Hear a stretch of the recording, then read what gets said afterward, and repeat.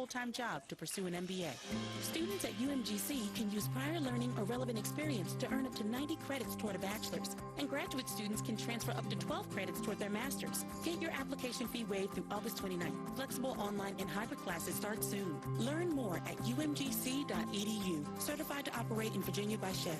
Are you ready to make this the summer event rock and Ronnie? Because the place to buy is Gossett Chrysler Dodge Jeep Ram out on the pike. I'm ready, Randy. Check this out. A 2024 Jeep Compass Sport four-wheel drive, 27090 or $398 a month. 2024 Jeep Compass Sport 4x4, 27090 or $398 a month. Or take your pick, a 2023 Dodge Challenger RT or a 2024 Ram 1500 Quad Cab Tracer, two-wheel drive, $38,990 or $579 a month. Rock and Ronnie says drive past the rest and come to the NASDAQ. Gossett Chrysler Jeep Dodge Ram out on the pike. Or shop us anytime online at GossettMotorCars.net.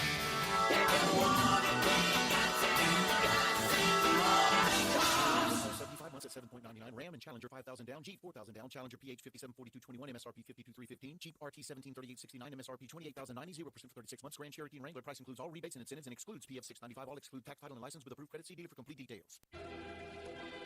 We are Sports 56, WHBQ Memphis, and W253DF Memphis. Flynn Broadcasting Stations. Oh, yeah. It's time to get up and get your day started. Morant. Oh! A jawbreaker! It's Sports 56 Mornings with Greg Gaston and Eli Savoy on Sports 56 and 98.5 FM. The first hour of Sports 56 Mornings is brought to you by the Big Green Egg. Now, here are your hosts, Greg and Eli.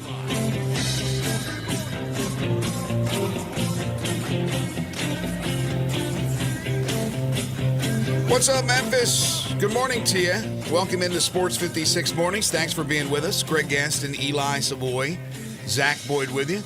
It's the Thursday, August 22nd, 2024 edition of the program, broadcasting live from the Family Leisure Studios. Family Leisure, where family and fun come together. The world's biggest spa sale continues at Family Leisure. Save thousands on in-stock hot tubs, spas starting at $28.99, cold plunges, swim spas, special financing available, 2120 Whitten Road, just north of I-40, Family Leisure. And the first hour of the program is brought to you each and every day by the Big Green Egg. I've had to look at this 7 times, I think. 59 degrees right now. It will get up to 89, so we're talking about a 30-degree swing. Lots of sunshine today, but 59 right now, that is fantastic. Tonight for a low, 70, mostly clear skies. And then for your Friday, sunshine, 93 degrees. And that will be consistent throughout the weekend. Mid-90s, very little chance for precipitation. Coming up on the program today, we got a lot to get to. A lot in this first hour. Well, Siri, not your problem. We have a lot to get to in the first hour. We'll jump around from topic to topic. And then in hour number 2, we're loaded with guests. Brad Logan at 8:05 on Ole Miss and the big expectations for the Rebels this upcoming season. At 8:25, we'll talk with Kerry Miller, as we do each and every Thursday from Bleacher Report, talking Major League Baseball with Kerry. And then Harold Gritter will join us in studio for the AutoZone Liberty Bowl Inside College Football Hour. We kicked off the new season of that last week. We will not have a Pick 4 this week, but next week we will begin our world-famous Pick 6, where one of you will go up against one of us for some delicious Central barbecue. But this week it is Week 0. There are some games, so we look forward to talking about that on the program. We'll take your calls and your texts on the Sissy's Log Cabin listener lines at 901-360-8255. We got some college football, plenty of college football news, NFL news, college basketball news, Major League Baseball news. It's all coming up on the program today. How are you? I am good. You are getting set to begin, which is incredible, your 22nd season calling Christian Brothers High School football tonight. Congratulations. Yes, that is correct. Thank you. It's a little crazy that it has been that many years. But yeah, they kick it off tonight, little Thursday night opener for Christian Brothers, as they will take on White Station tonight to get the high school football season underway here in the Memphis area. And yeah, with this weather, looking forward to it. Should be a good, fun night. Last year they Game went down to the final seconds with Christian Brothers scoring the touchdown with 8 seconds to go to beat White Station with a little Philly special play. So we'll see what happens tonight. But high school football, it is here. It is, and of course, John Varlas, each and every Friday, will be breaking it down for you, including tomorrow. Tomorrow is going to be a jam-packed show. In the first hour, we'll also have the head coach of the Tennessee Titans, Brian Callahan's going to be joining us at 7:15. And then to open up hour 2, Butch Jones will join us, the head football coach of the Arkansas State Red Wolves. But that's tomorrow. Today, as I said, we got a lot of different topics to jump around with. We begin with, look, it may be too little too late for the St. Louis Cardinals, but yesterday was pretty epic on a number of different levels.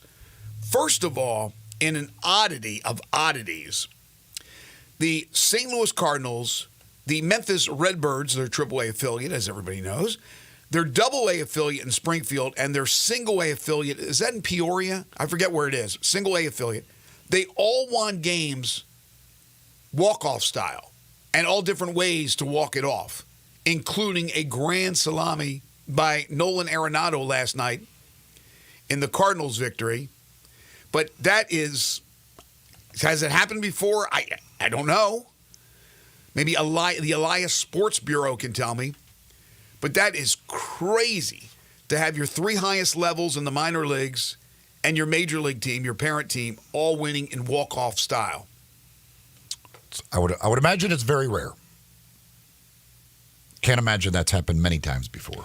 I think it was a sac fly that won it for the Redbirds last night over Charlotte. The most dramatic of walk-offs. No, the most dramatic was in St. Louis. A grand slam from Nolan Arenado as they beat the Brewers.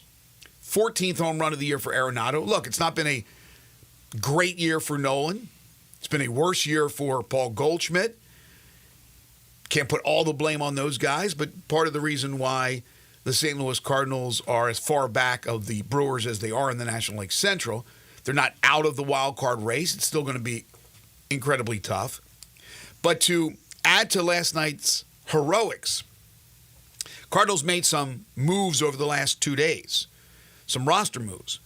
And finally, because we've been talking about it and calling for it for a while, they did recall Luken Baker, who got a taste of the bigs last year.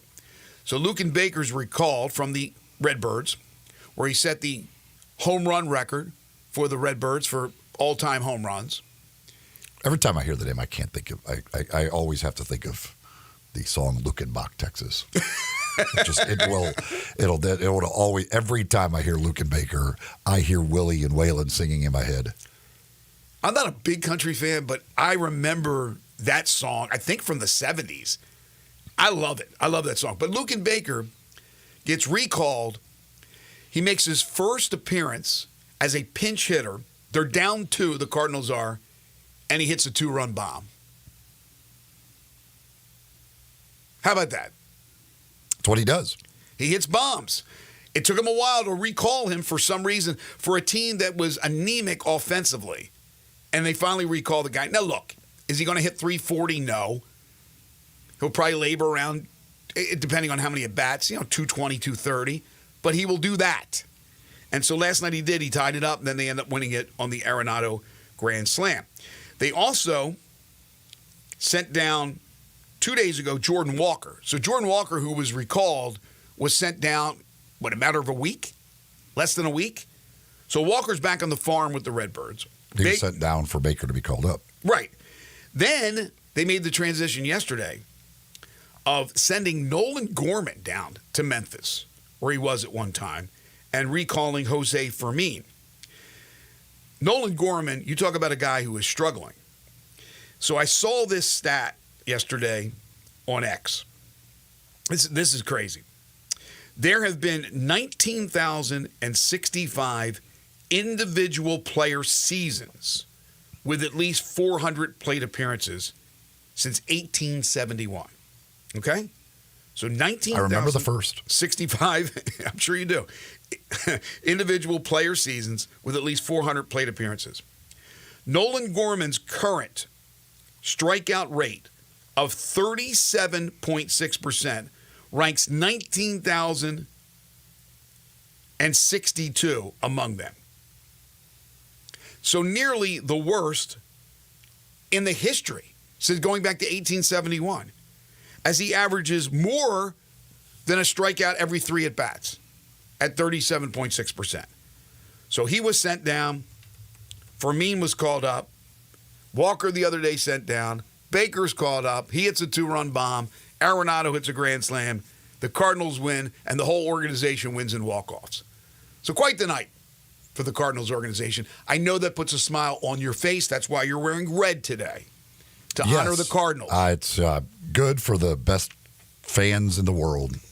I'm sure they're all ecstatic about that. Great for them. Self-proclaimed? Best fans in the world? Just ask him. Speaking of high strikeout rates, so the Tigers have been in Chicago playing the Cubs, which meant the return of Javi Baez to Chicago. Got a great ovation. First time he's been back in Chicago since he played there and left, was traded. He, got the huge ovation the other night, then proceeded to go 0 for 4 with 4 strikeouts. Isn't that the best case scenario for Cubs fans? You honor the former Cub, and then he whiffs 4 times. It's also a likely scenario with him. The golden sombrero. Because he legitimately, like, now is, like, you could, based on numbers, he is basically the worst hitter in baseball. Like, he is legit, like, that bad with strikeouts and everything else. He's hitting, like, I think 180 or something like that. Mm-hmm. 182 he's hitting. He, Murphy's bleachers, the bar there has like a sign they do, like that they change all the time. And their sign said, "Welcome back, Javi Baez. We sure don't miss that batting average." That's good. I love that. But Javi. But they apparently miss him, right? They miss him, or he wouldn't get that ovation. Well, no, they appreciate what he did. Like when he was with the Cubs, he was like one of the most exciting players in baseball, and he actually got hits once in a while. Now he doesn't get hits ever. He's got 6 home runs on the year. Like when he was with the Cubs, he hit home runs. He didn't hit 182. Like it wasn't great, but like he is crazy bad. There's a lot of big names, and he's not a huge name, but he's a big enough name, that are just struggling this year. And 2 of them I just mentioned when we talked about the Cardinals in Arenado, but more so Goldschmidt. And again, part of the reasons why the Cardinals are where they are. They made a run. It just looks like they're going to come up short. The Brewers with the rare loss. Their skipper got thrown out of the game, of course, before the Arenado heroics. So anyway, wild night in baseball. And in New York with the Yankees. I think the game was in New York, right?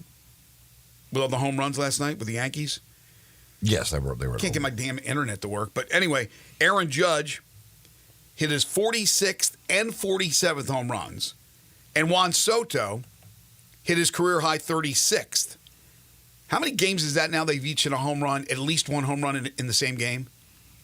I don't know. Because they did it the other day, and I had it marked down. But anyway, whatever it is, these guys continue to mash it. They have now combined for 83 home runs.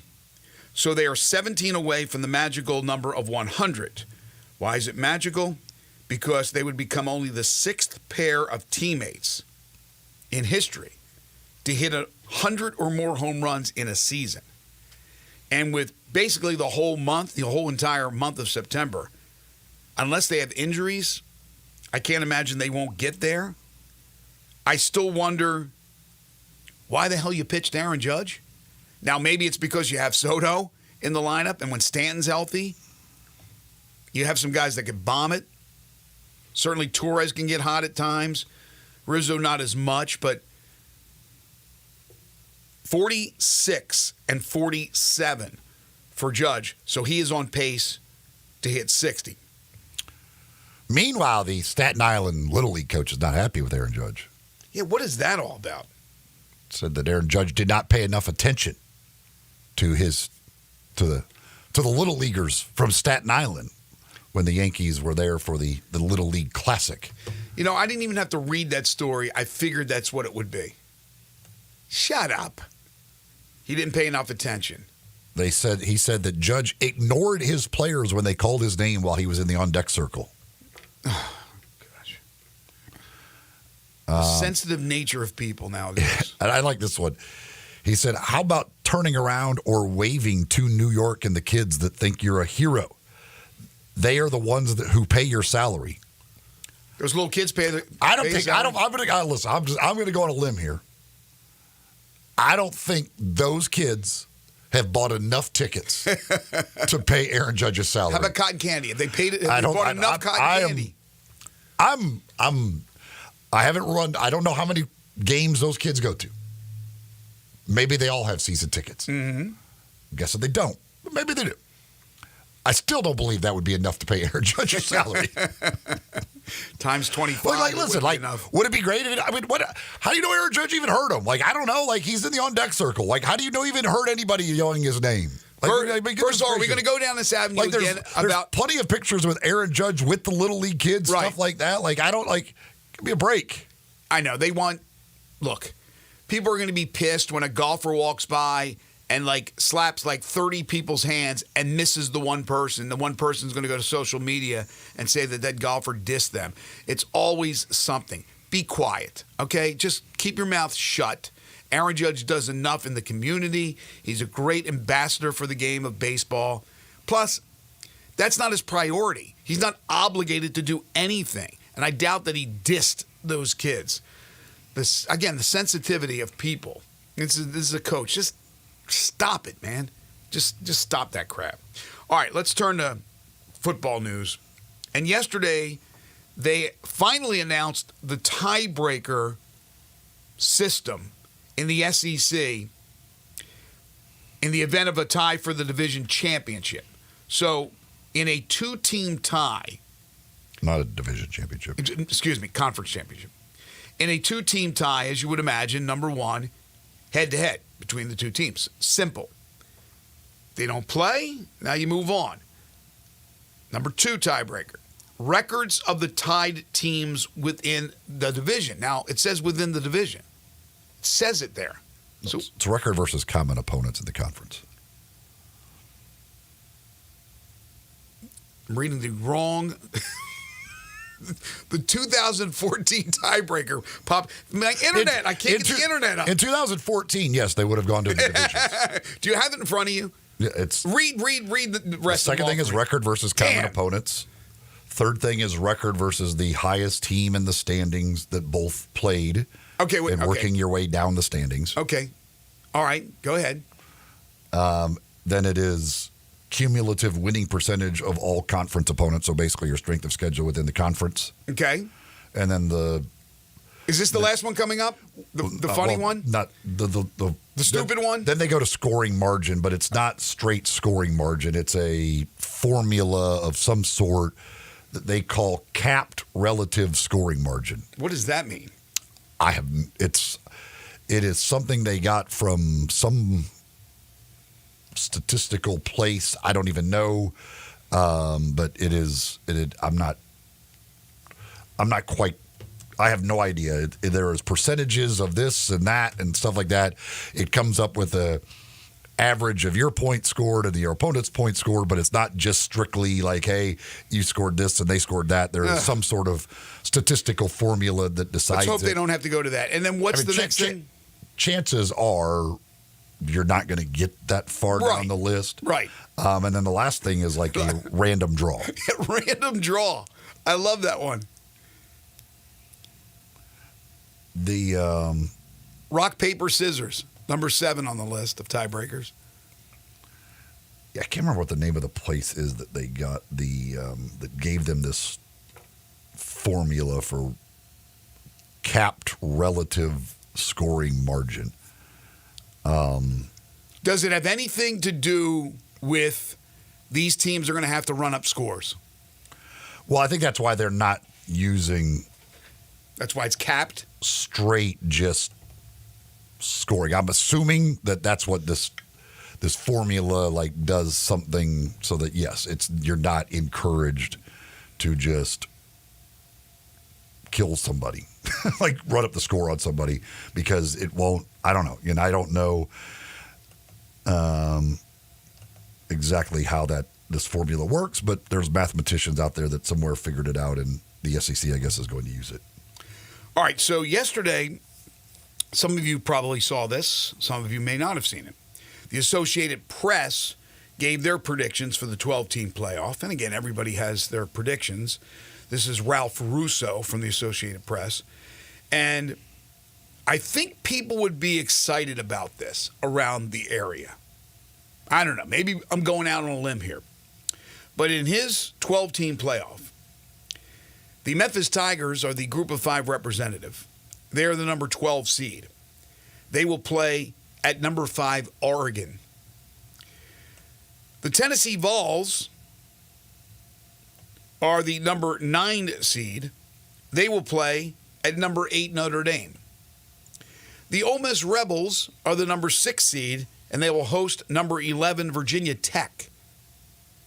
Virginia Tech, we don't talk too much about them when we mention the ACC with Florida State, Miami, Clemson, NC State, but people think Virginia Tech could be really strong this year. And then number 10, Wisconsin, which I don't think has a prayer, at number 7, Texas. The top 4, Kansas State at 4 would be the Big 12 champion. Miami, number 3, the ACC champion. Number 2, Georgia, the SEC champion. And number 1, Ohio State, the Big 10 championship. In this scenario, there would be no Alabama. There would be no LSU, no Florida State, no Clemson, no Michigan, no Penn State. But Memphis, Tennessee, Ole Miss would all be in the playoffs. Maybe a lot of fun around here. This area would be bonkers. By the way, part of that scoring margin thing, and it came from, this is from the Athletic story. They were given this by Sports Source Analytics.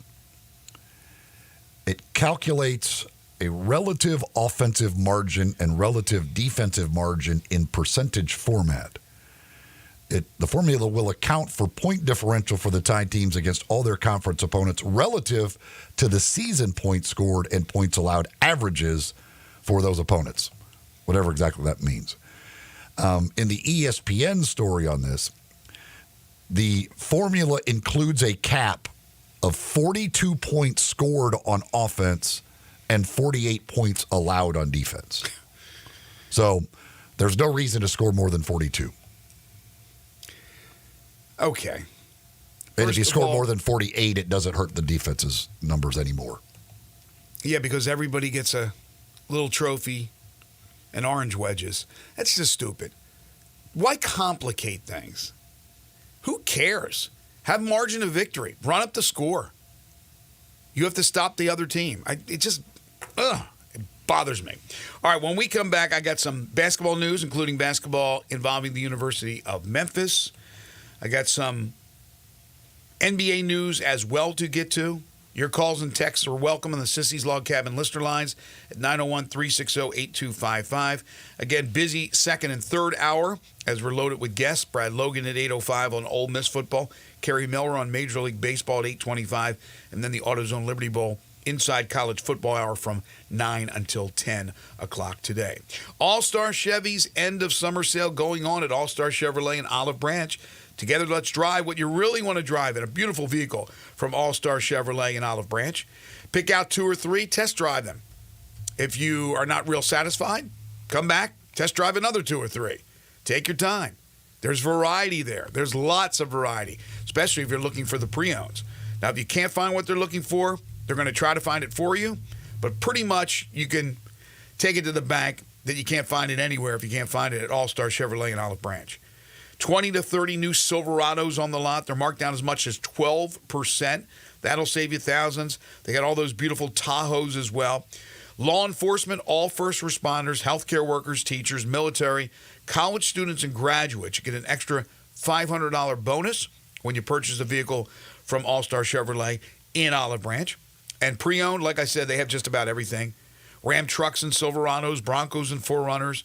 Plus, they have Aldis and Hyundais and Palisades. They have a sweet Corvette Stingray as well, unless somebody has purchased that one in the last few days. Best week to get the most money on any vehicle you want to sell. Bring it to All-Star Chevrolet in Olive Branch and get a big check today. So don't miss out on All-Star Chevy's end of summer sale.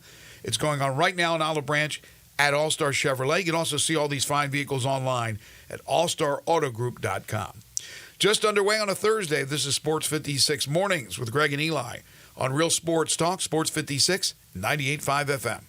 Broadcasting from the Family Leisure Studio, we are Sports 56 and 98.5 FM.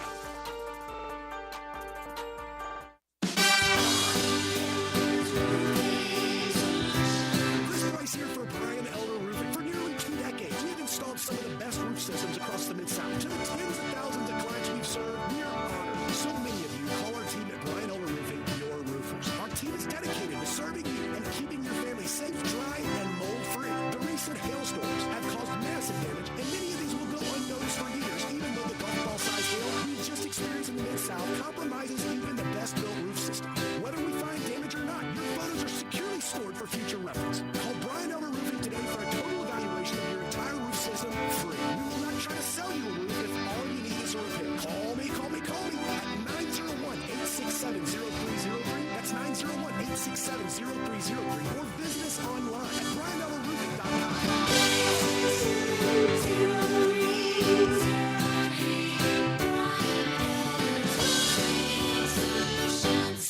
Getting engaged is one of life's most spectacular occasions. And when you find your ring at Sissy's Log Cabin, the promise of a lifetime begins with our promise to always provide unmatched quality, superior service, and brilliant natural diamonds. Find your dream engagement ring, wedding bands, and more when you shop Sissy'sLogCabin.com or stop by one of our 6 locations. Begin the rest of your life brilliant. Only at Sissy's Log Cabin, because life's too short for ordinary jewelry. Fall's coming, you have a lot to prepare for. Back to school, family gatherings, and staying on top of your health. The virus that causes COVID-19 continues to evolve, so this fall make a plan for COVID-19 vaccination. Ask your doctor to learn more. Sponsored by Pfizer. Make your next grill your last with a Big Green Egg. Smoke, bake, roast, sear, and grill, all with a lifetime warranty. Save money on fuel, eating out, and replacing expensive grills that cannot match the flavor of the Big Green Egg. Ready to cook in only 10 to 15 minutes with temperatures below 200, above 700, and anywhere in between with ease. Change your at-home cooking experience for life. Go to shop.biggreenegg.com. Sports 56 traffic.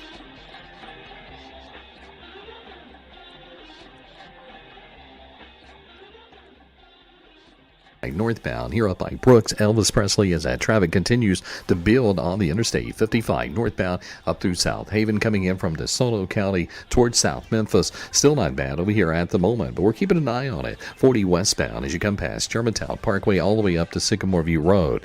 Listen, Weimer's Jewelry at located 7525 Highway 64. They want you to know they are your full-service, family-owned jewelry store right here in Memphis. I'm Commander Chuck, your on-time traffic.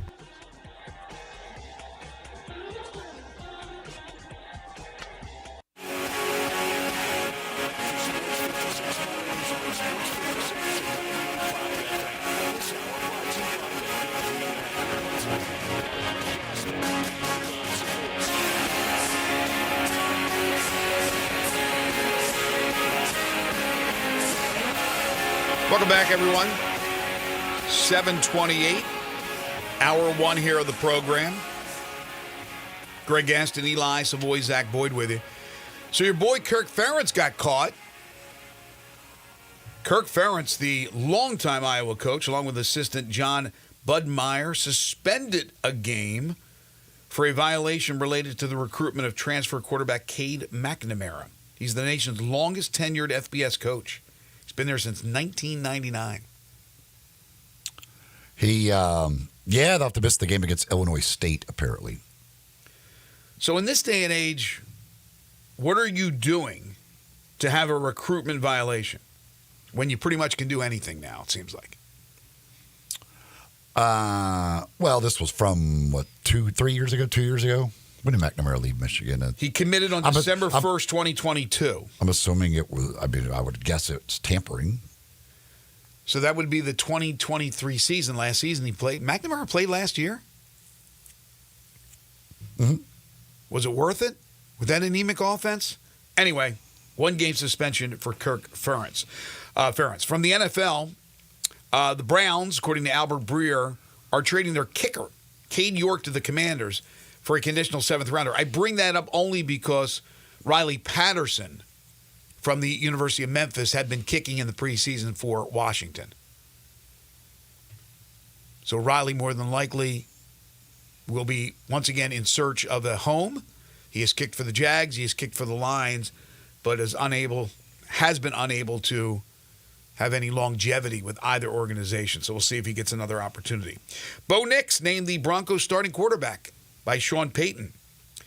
So it didn't take much for Bo Nix to go out there and supplant Jarrett Stidham as the expected starter. So that would mean, more than likely, Zach Wilson, former number 1 first-round pick, third-string quarterback for the Broncos. From starting quarterback for the Jets to third-string quarterback. Yeah, he was always going to be third string. Unless they do something weird and cut Stidham. It was obvious, just based off the preseason, that Nix was going to win the job. I can't believe it's the first. I guess it's not that surprising necessarily, but in today's NFL, it is. First rookie quarterback to start the season opener since John Elway for them. Yeah. It's a long time ago. Well, again, only the last 10 years or less, we have seen the rookie quarterback selected in the first round starting opening games. Most of the time, they sat and waited, and then once they got, they got used to everything it takes to be a professional athlete, an NFL player, and then the starter ahead of them maybe took a step down, that was when that quarterback was given the keys to the car. Now, because of the commitment made and the urgency to win right away, if they feel that quarterback, and I'm sure because that quarterback is taken as high as he is, that they feel they can win with that quarterback, they throw him right into the mix. And a guy like Anthony Richardson last year for the Colts, thrown right into the mix. I thought it would be best for him to wait a little bit. Well, he ends up getting hurt anyway, so that really didn't matter in the long run. But this year you have Caleb Williams. The Bears want to win. They want to be in the postseason this year. And they feel certainly Caleb Williams can take them there, so they're not going to wait around. Jaden Daniels, same deal with Washington. Not sure how good Washington will be, but Daniels, the number 2 overall pick, expected to be a really, really good, impactful player right off the bat. He starts. Nix, I didn't expect it, but he starts. Then you have the other 2 rookie quarterbacks taken in the first round, Michael Penix Jr., who will not start. That's Kirk Cousins. That's why they spent all that money on Cousins, but he'll be waiting in the wings without much experience whatsoever because Raheem Morris, for whatever reason, didn't play him in Game 2 and is not playing him in Game 3. And Drake May, now all of a sudden, Gerard Mayo, the rookie head coach of the Patriots, has done an about-face and has said, has a good possibility of starting. That's not out the door. More than likely, that means he'll start, even though Jacoby Brissett thinks he's the starter. I think it's a smart thing to start Brissett and then ease Drake May in. But Mayo's comments make me think, well, okay, they may pull the trigger on May. The only one that will definitely not start unless Cousins gets banged up in the shower because he's not playing in the final preseason game would be Michael Penix Jr. It's Well, I mean, the Falcons is different because they just made a dumb draft pick drafting him when they had already got Cousins. But it's the formula to win Super Bowls. Have a quarterback on a rookie contract. So if you're drafting him that high, start him. Play him.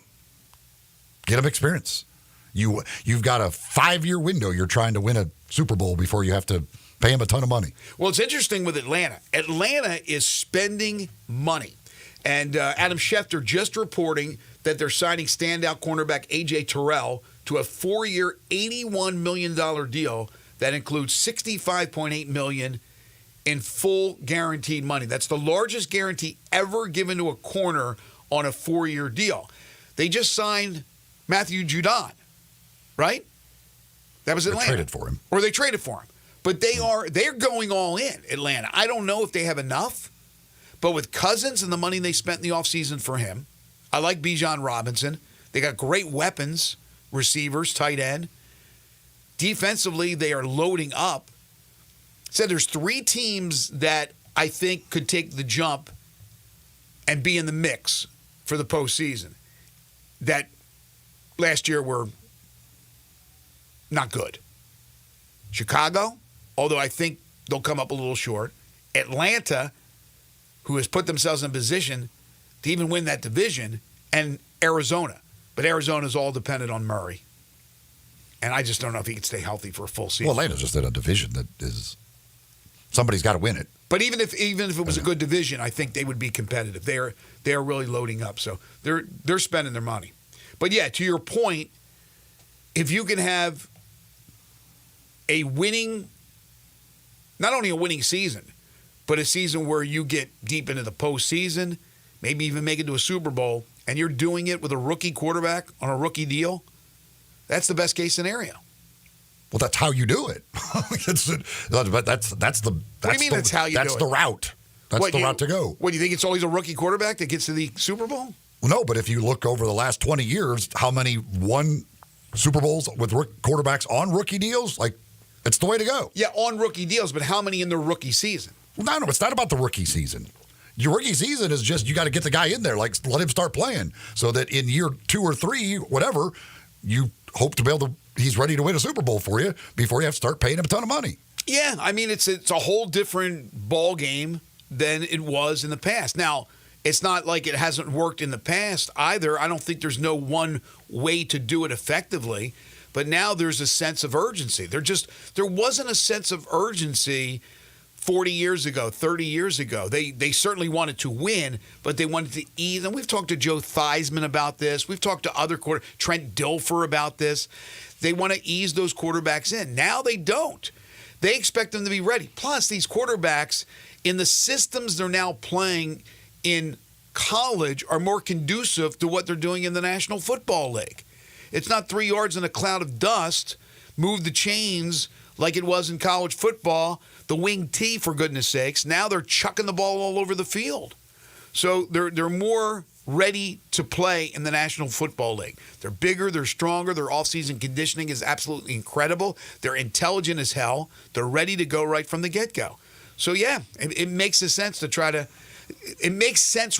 just seize the moment. Why not? It's just like in the NBA or any other sport. If you got a guy who is going to help you get to that next level, you don't ease him in by bringing him off the bench. You throw him right into the starting lineup. That's why, again, if Edey, the 9th pick overall for the Grizzlies, is the guy they think will be the difference maker and Steven Adams-esque, then you don't bring him off the bench and start Jackson at the 5. You just don't do that. You put him in at the 5. You start him at the 5 from the get-go. And I think that's the trend now with sports teams around the world, not just this country, and no matter what sport it is. Those prized young players, they're going to learn in the offseason, they're going to learn in the preseason, they're going to learn in camp, and they're going to be ready to go from the start. I mean, if I'm the Patriots, there literally would never have been a decision. It would be Drake May as our starter. What's the purpose of starting Jacoby Brissett? What are you getting out of starting Jacoby Brissett? I'm with you 100%. You're trying to win before you like like Green Bay is the example. Like you got one season out of Jordan Love, and now you have to give him this massive contract. Like you for what out of one season out of him. You don't even know for sure what he is. You don't know, and you're paying him. You're paying him over $50 million a year based on, and really he wasn't even that good in the first part. You're paying him over $50 million a year based on half of a season that you've actually seen him play football for. Because they got stuck in a corner. But doing what they did. It makes no sense. They're not going to give up on him. They have to pay him. Again, I still believe now no team would ever do it. If the best way to win in the NFL, I would draft a new quarterback every fifth year. I'd never give a quarterback a second contract. It's not crazy. By the way, the other player, I couldn't remember the other player the Falcons signed just recently, Justin Simmons, safety. So Judon, Simmons, Terrell, traded for Judon, signed Simmons, signed Terrell in the last 8 days. That's a big commitment right there. Huge commitment. From the world of basketball, I saw this morning. College Basketball Report released its top 30 sophomores for the upcoming basketball season. And P.J. Haggerty, the Tulsa transfer now with the Memphis Tigers, listed number 2, the number 2 sophomore in the entire country. Now, Memphis has a lot of the fifth-year seniors, the veteran players, but Haggerty's still a young player and listed at number 2. Also on that list at number 1 is J.T. Toppin, Texas Tech, who played last year for New Mexico. Is that correct? I'm not sure. Wasn't he here in Memphis for the regional? I think he did. I think it was New Mexico. But he's playing for Texas Tech this year. J.T. Toppin, number 1. But P.J. Haggerty at number 2. The rare sophomore rankings. You don't often get the sophomore rankings. No, but they're going to rank everything. We like to rank like seniors. We like to rank freshmen. Sophomores and juniors tend to get neglected. Does anybody know the junior rankings? Do we have junior rankings out there? I'm sure they're out there. Yeah, probably the least respected class, the sophomore class. Right? You're not the big-eyed, wide-eyed, bushy-tailed freshman coming in. You're not the veteran, savvy junior that's almost there but not quite there, ready to graduate and move on. Or the senior, the head of the class, the big boy on campus. You're just a little sophomore. Even the name. Oh, it's a terrible word. Sophomoric. Sophomore. You're a sophomore. Sophomore is a horrendous. I don't know why whoever came up with that is the word, but it's dumb spelling. Everything about it is dumb. But in any case, P.J. Haggerty, number 2 in the country. The number 2 sophomore. Sophomore. Good for him. Good for Genesis Diamonds. And good for you if you go to Genesis Diamonds. If you're looking for that beautiful piece of jewelry for a special occasion, for a special someone, Genesis Diamonds has exactly what you need and what you're looking for. Top designers, amazing selection of all the top designers. Great prices, direct importer pricing, taking out the middleman so you get a better value for your money. And then great people to help you pick out that perfect piece of jewelry. That's all you're looking for. That's what you're looking for. Exactly. You want, and they've got something for every budget. Whatever you're looking to spend, they're going to have something for you. When you walk in, place is absolutely gorgeous, and you just see jewelry all over the place. Like it's just the selection is absolutely out of this world. Again, they've got many designers that nobody else in town has. The prices will blow you away.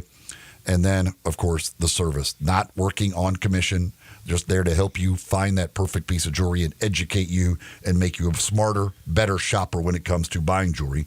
Genesis Diamonds, located at Poplar and Perkins Extended. Whether you're looking for a beautiful engagement ring or a beautiful necklace or a pair of earrings, maybe it's a pre-owned Rolex watch. They got a massive selection of the pre-owned Rolex watches as well. You can find it all at Genesis Diamonds, Poplar and Perkins Extended. You are tuned in to Sports 56 Mornings with Greg and Eli on Real Sports Talk, Sports 56 and 98.5 FM. Be sure to follow us at Sports 56 WHBQ on Twitter, Facebook, Instagram, and YouTube to watch live video of our shows. Stay up to date with station events and have chances to win prizes. Don't miss out on anything that's going on. Follow us at Sports 56 WHBQ. I'm Gary York. I'm the service director at Lexus in Memphis. Our service department wants to be more than just a place where you get your oil changed. We do glass repair, windshield replacement, recalibration of your camera and sonar systems, even wheel repair, tire replacement, all the things you would expect from a luxury automotive dealer. Please check out our website. You can schedule your appointment, check out our specials, hours of operation, or if you'd like to do it in person, please reach out to one of our associates at 901-271-5199.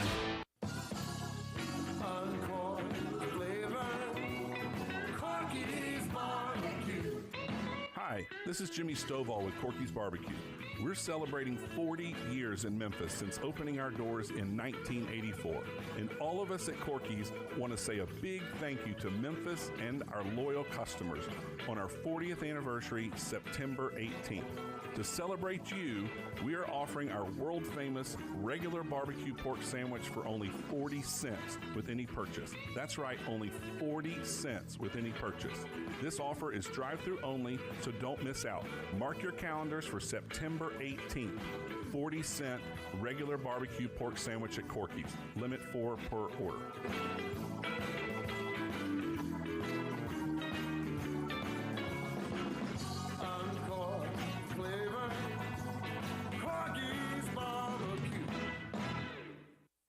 You've got to watch your NFL team every Sunday, and Verizon's got you covered for all your team's out-of-market games every Sunday afternoon. Come on! From kickoff to sign-off, from first downs and touchdowns, to turnovers, and overturned plays. After review, pass is incomplete. Let's go! This season, win every Sunday with Verizon. Get a great deal on NFL Sunday ticket from YouTube and YouTube TV, and a new phone. Excludes digital-only games. Terms and quotas apply. They're taking care of beerness in Memphis, right on the river with Grind City Brewing and all of their great products. Look, this was a dream come true for a father and son duo. And if you have not been to that brewery right on the river, just to the north of downtown, you're really missing something special. And now you can't miss their products. Wherever you go, you see a brand new label. It's clean, it's beautiful, it's distinctive. You'll know Grind City Brewing, and of course you know their products like Poppy's Pills, that great Pilsner, or Tiger Tail, that very creative craft malt liquor. There's the new Thaddeus Amber Lager. That is absolutely a great light beer. There's the India Pale called God Hopper. It's outstanding. And then there's the Belga, the Belgian-style wheat ale. They keep bringing hits at Grind City Brewing. If you love sports and Mexican food, you can get the best of both at Los Cabos Mexican Bar and Grill on Summer near Graham. Watch all the big games on all the big TVs on all the walls at Los Cabos. And enjoy premium tequila shots anytime for just $5.50. Celebrate every day with lunch specials from 10 to 3 and happy hour from 3 to 8. Lunch is just $6.75 to $10.99 and margaritas start at $3.99. Experience real Mexican cuisine along with great sports at Los Cabos on Summer near Graham.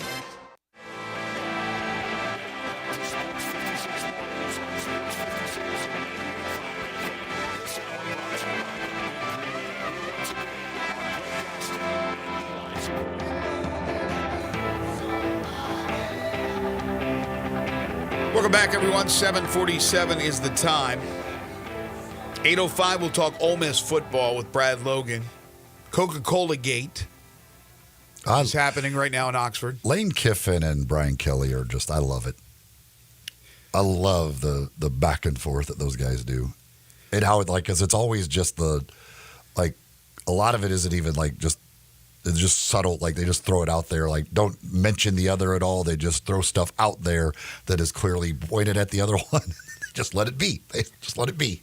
Well, the media picks up on it pretty quickly. Yeah, the media. No, it's obvious stuff, but it's just like I just love the fact that, like, there's no like mention of it. Just I'm gonna talk. Brian Kelly I'm gonna rave about Coke and just let everybody go with it. BK's got a pretty good sense of humor. He really does. Kind of dry sense of humor. Yeah, Lane knows if he's going to dish it out, he's got to take it as well. So we'll talk to Brad about that.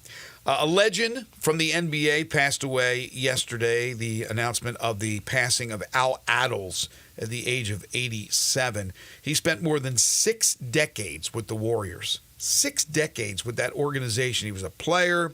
He was a general manager. Most recently, he was a team ambassador. Al Addles, a member of the Hall of Fame in Springfield, Massachusetts. Also yesterday from baseball, as we go back to baseball, we started with baseball, Joey Votto officially announced his retirement. Speaking of a guy with a good sense of humor, Joey Votto was a very colorful character, 17 years with the same team. And I think there's no question, maybe not first ballot, I don't know. Sometimes voters are fickle. But Joey Votto, to me, is a Hall of Famer. And I think he will be in Cooperstown one day. But 17 years with one organization, that's rare in this day and age. Yeah, and never was able to get into a game and up with Toronto. So, he goes down as only having played for the Reds in his career. Yeah, I don't it's interesting because his numbers, I was looking at his numbers compared to Scott Rowland, who, of course, just went in, a couple years ago. Right. And you didn't think Rowland deserved, because they both played 17 years. And somewhat pretty comparable numbers. Votto's are a little bit better. But the big thing that Votto has a career on-base percentage of .409, which is elite, and a career OPS of .920, which for a 17-year career, an OPS of .920, that's Hall of Fame. Like that's really good. Yeah, there's no question in my mind he's a Hall of Famer, but again, voters are weird. The Reds, what was their, obviously they've had a lot of lean years. Did they do anything with Votto in 17 years? When's the last time the Reds were really, really relevant? All these years they had to blend. Some good years. I don't remember how many playoff appearances he had. Okay. But again, and we'll talk to Kerry Miller about Votto and his impression of him and his career, but I don't think there's any doubt. The Hall of Fame, Major League Baseball, has always been the toughest to get in. It is, I'm not going to say it's eased up, but it's a little bit easier when you have like the Harold Baines and the Scott Rowlands. Some think they're Hall of Famers, some don't believe they're Hall of Famers. It's always been tough to get in.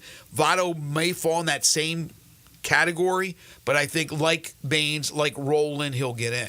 His career on base percentage or OPS is 53rd all time in the history of baseball. Yeah, it's better. It's ahead of guys like Albert Pujols, Mike Schmidt, Ken Griffey Jr. That's incredible. Again, the 920 OPS for a 17-year career is pretty insane. Today, the University of Memphis and officials from Memphis, but also officials from FedEx, will be on hand at Simmons Bank Liberty Stadium. It'll be, I guess, the official groundbreaking, although the groundbreaking and the renovations have begun over at Simmons Bank Liberty Stadium, but that'll be taking place today. University of Memphis President Bill Hardgrave, the new AD Ed Scott, Ryan Silverfield will be there as well, and FedEx CEO Richard Smith. I was talking about Richard on Monday, having a chance to meet with him and talk with him on Saturday or Sunday. I think it was Sunday. Maybe it was Friday. I don't know. The FedEx St. Jude Championship. But, yeah, today they'll have a big to-do that'll be happening at the Simmons Bank Liberty Stadium. Saw the latest photo. I haven't been online to see the construction and the continuous 24-hour camera, but I saw the photo now of the section completely out. I'm sure you're relieved to know the construction company was able to pull it off in time. Yeah, I'm very happy about that. But it is very strange to look at. Once you go to a game or two, you'll get used to it. But at first, you're going to be pretty shocked if you haven't seen it. Just that big old square. So it just doesn't seem like it's a huge area. Like you still have the high bleachers to the sides.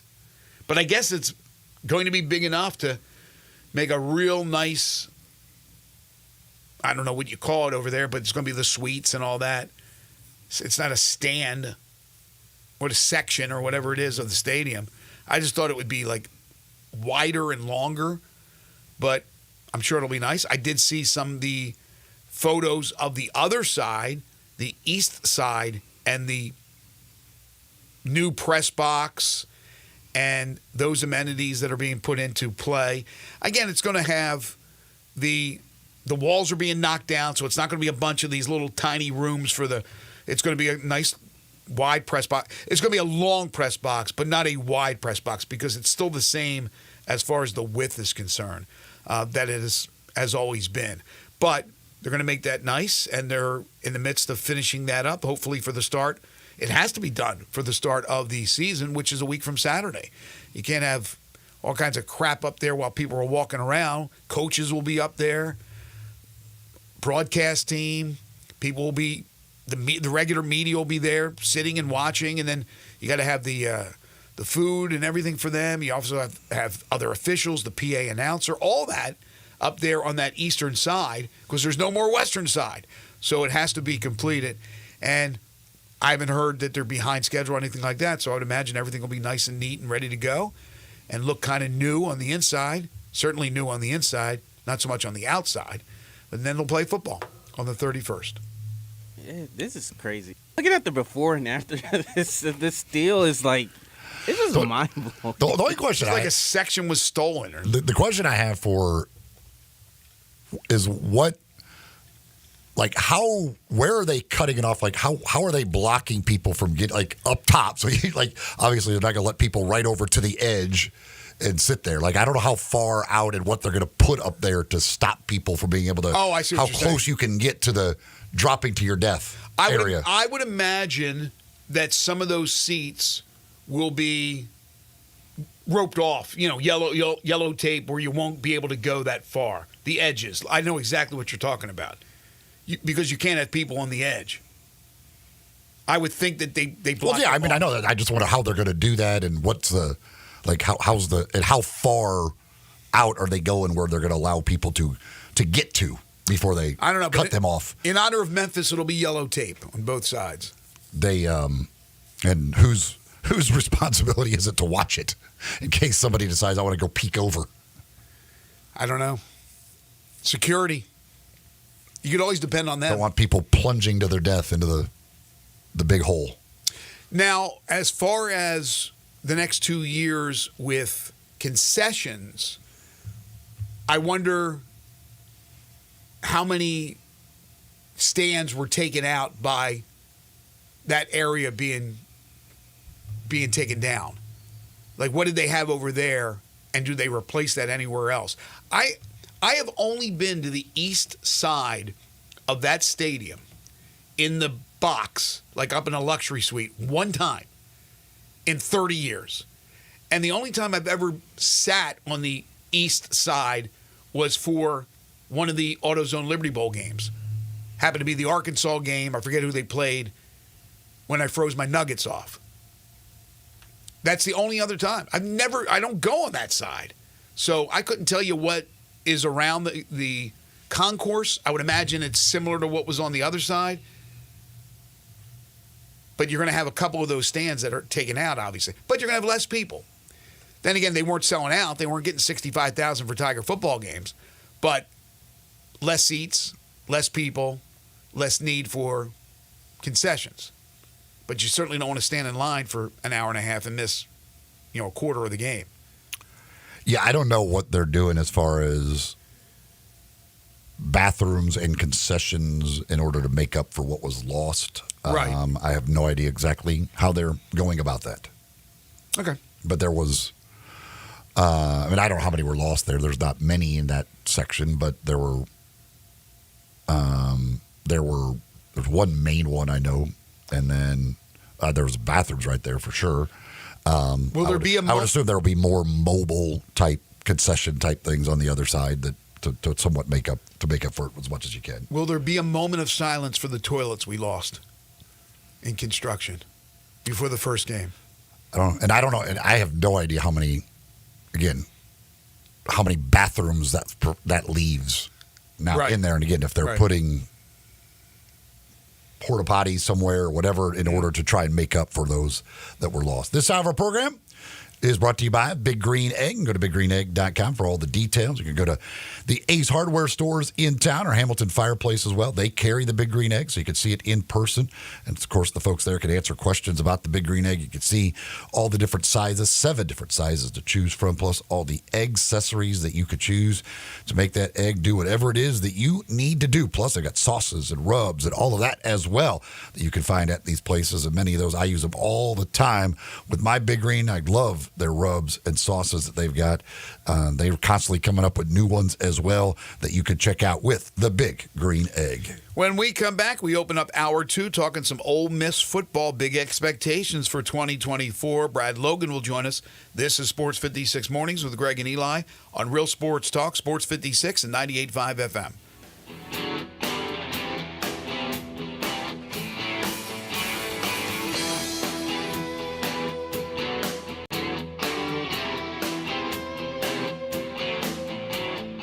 Drive like a pro and support a great cause during the sales drive at Landers Ford in Collierville, Landers Ford South in South Haven, and Landers Ford North in Covington. We've provided over 100 new Fords to be driven by the pros at the FedEx St. Jude Championship. Now they're all being sold with demo prices. That's right. Over 100 new Fords driven by the pros are being sold with demo pricing below market value. A portion of the proceeds go directly to the St. Jude's Children's Research Hospital. This is a once-a-year opportunity to trade up and drive like a pro while supporting a great cause. Visit LandersMemphis.com. That's LandersMemphis.com. Or come see us at Landers Ford in Collierville, Landers Ford South in South Haven, or Landers Ford North in Covington. With our Landers Easy Pass, you can get top dollar for your trade-in to help you save even more. Don't miss your chance. Reserve your demo price new Ford driven by a pro at the FedEx St. Jude Championship and lock in low APR financing. Remember, if it doesn't say Landers, you paid too much. You or someone you know or care about has dealt with a difficult divorce. When facing divorce, you need the attorneys at Rice Law. Nick and Larry Rice lead the firm with 3 generations and 7 decades of experience. Located in Memphis, serving the entire state of Tennessee and North Mississippi. Rice Law is who you need to call. Simple or difficult divorce, they know how to handle it. Call Rice Law at 901-526-6701, or for more information, visit them at aboutdivorce.com. That's aboutdivorce.com. Hungry for that delicious smash burger flavor? Dyer's Cafe is the original smash burger since 1912 and still smashing burgers in Collierville's historic town square. Come out for their lunch specials Monday through Friday 11 to 2. Ask about their world-famous split dog and authentic Chicago or New York dog. Try the leaner side of Dyer's with a grilled chicken sandwich or freshly made salad. Also serving Lakes, Delta-raised catfish, Pasquale's tamales, and a customer favorite hand-breaded onion ring. Dyer's, serving world-famous burgers, dogs, and shakes in Collierville's historic town square. It's Wrangler season out there. Warmer days, cooler nights. Open roads, endless horizons. And you need to be ready. In jeans made for the unpredictable. Wrangler, for the ride of life. Shop our newest styles today at Wrangler.com. Listen each and every Sunday morning at 10 a.m. and join Ottawa Presbyterian Church for worship. Ottawa is an ACUSA church located in town Memphis. We are Sports 56, WHBQ Memphis, and W253DF Memphis, Flynn Broadcasting Stations. Sports 56 traffic. Good morning, Tina. I was moving this crash in the Midtown area just a few minutes ago on 240 northbound at Lamar. It should start to improve up through there here in a few minutes. Traffic's on the increase now with more volume on 40 west from, let's say, Germantown Parkway all the way to Sycamore View Road. Still some volume coming in from Fayette County on the interstate there. Headed into Shelby County as it loads up now on 385 Billmore's Parkway, which has been in pretty good shape so far coming out of Collierville. Weimer's Jewelry, 7525 Highway 64 is your full-service family-owned jewelry store right here in Memphis. I'm Commander Chuck with your on-time traffic.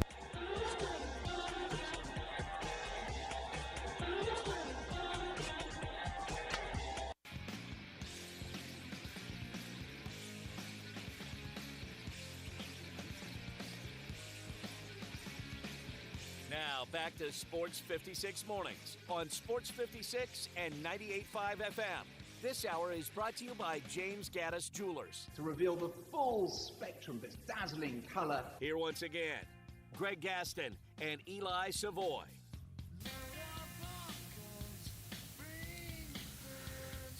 Welcome back, everyone. 8:03 the time. Hour 2 here on Sports 56 Mornings. Welcome back if you were with us for Hour 1. Welcome in if you're just tuning in. It's the Thursday, August 22nd, 2024 edition of the program. Greg Gaston, Eli Savoy, Zach Boyd with you from the Family Leisure Studios. Family Leisure, where family and fun come together. 2120 Whitten Road, just north of I-40. Currently 63 degrees. It will get up to 89 today. Then tonight, 70 for a low. Mainly clear skies. The weekend looks nice, although a little bit warmer as we get back into the lower 90s. Then early next week into the mid-90s. Hour number 2 of the program, you know by now, is brought to you by James Gaddis Jewelers. They're located at 4900 Poplar Avenue. It's right between Mendenhall and St. Nick. You've probably passed it a million times if you haven't stopped in a million times. They are your family's jeweler. On the web at GaddisJewelers.com. I can tell you right now, they got some great things happening coming up in September. We'll talk more about that as we get closer. It's just around the corner. But they are your bridal engagement and anniversary jeweler headquarters. Been serving Memphians and Mid-Southerners for more than a quarter century in that same East Memphis location. Before that, they were on Summer Avenue. They've been a part of the fabric of this community for a long, long time. So if you're looking for that special watch, if you're looking for bracelets or necklaces, earrings and pendants, gemstones of all types, custom-made jewelry, plus estate and vintage jewelry, which they're always adding to their collection. And, of course, those beautiful engagement rings, wedding rings, personally designed wedding sets, James Gaddis Jewelers is the place for you. They're full-service jewelers with two-bench jewelers ready to serve you. So head on over there. Say you heard it here on Sports 56 Morning. Say hi to James and Linda, Jay, all the great folks at James Gaddis Jewelers, your family's jeweler, 4900 Poplar between Mendenhall and St. Nick, on the web at GaddisJewelers.com. So, the anticipation around this city for the Memphis Tigers season is palpable. I can only imagine it's the same situation in Oxford with the Ole Miss Rebels, with the much-anticipated 2024 season kicking off a week from Saturday as the Rebels will host Furman at Vaught Hemingway Stadium. We are very pleased to be joined by our good friend Brad Logan, the contributor to Inside the Rebels at 247 Sports. The Believe in Ole Miss podcast does a great job on these podcasts, and the Red and Blue Crew podcast. You can follow Brad on Twitter at Brad Logan, COTE, and he joins us now on Sports 56 Mornings. How are you, Brad? I'm doing well, Greg and I. Thanks for having me on. Jeff Brightwell, who does a great job with the Memphis Network, posted a picture of Simmons Bank Liberty Stadium. And gentlemen, I was very surprised how the western side looked. But they're standing all of its glory at the Mid-South Coliseum. So welcome to college football. Yeah, that's a little sore subject with me, that whole Mid-South Coliseum. But now we get a great view of it on a game-by-game basis. Oh, yeah. Well, maybe it will, with the view being so apparent, maybe it will make more people, Eli, realize that thing needs to go. So maybe something will happen from it. My initial hope of when they were knocking down that section of the stadium, somebody would get loose and knock it down. That didn't happen, so now we got to work on the next thing. Well, Brad, as I said, around here, and you're very familiar with the Tigers and obviously with Memphis, that this, I would argue that this is the most anticipated season in the history of Tiger football, at least in modern history.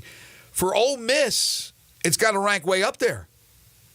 It is. I think it's at the very top. And in fact, a lot of the prognosticators have the University of Memphis facing Ole Miss in the playoff. So, we know that there's a lot of talent in both cities. But you look at Ole Miss, and it's a situation, Greg and Eli, where this is, on paper, the best roster of collection of players in the history of Ole Miss football. And you've got a coach in Lane Kiffin who is the best winning percentage coach at Ole Miss since Johnny Vaught. And there's so many new things that have happened under the regime of Lane Kiffin, but none more apparent than how they have went to the transfer portal and just completely revitalized their offense, mainly their defense. I mean, their offense is kind of already set. We had a chance to visit with Jordan Watkins during media day and ask him, when you look at the season that you had last year and then you fast forward and there's some draft possibilities with you, Trey Harris, Caden Freescorn, Jackson Dark, quarterback, how did you decide to come back? And they're like, well, we came back to win a national championship. Guys, that's not something that you hear from Ole Miss football. Now, look, I mean, it's a program that's been up and down for a number of years, but the words national championship are not said a lot surrounding the Ole Miss program. So, yes, absolutely a season in which there's a ton of emphasis on this season. I think anything less than 10-2 would be pretty much a disappointment at this time. In Phil Steele's College Football Preview magazine, he had the group of receivers for Ole Miss as the fourth best group of receivers in America. Well, they've since added the junior college kid, the transfer from Utah State. Is this the best group of receivers in the country? I think so. If it's not the best, it's one of the best. And you're referring to Micah Davis. And one reason, in fact, we saw a video in practice of the limited amount of time you get a chance to look at practice. He made a couple of big catches. But I think he's really being brought in, as you guys remember in the Auburn game last year. Dayton Wade just really struggled catching punts. And Jordan Watkins had a broken hand. They actually inserted him into the game because they didn't trust anybody else to return punts. I think that's a large part of why Micah Davis is being brought in this late in the game, is to be a special teams player.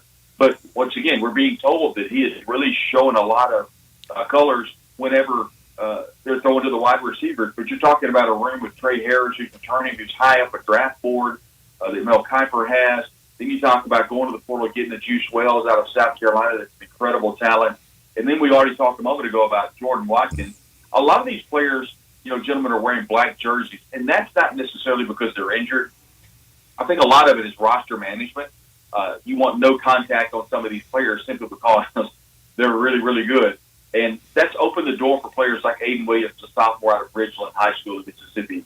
Caden Lee is someone that has really taken a step forward. So the good news is you've got these type guys that are ready to make their mark on Ole Miss football. And the one player that nobody's talking about is the transfer from Holmes Community College. Started out his career at LSU as a former 5-star wide receiver in Deion Smith. Now, he's cleared hurdles with Ole Miss. He has not cleared academic hurdles with the NCAA. So he took some classes that at LSU, which he didn't do well. He had to retake those.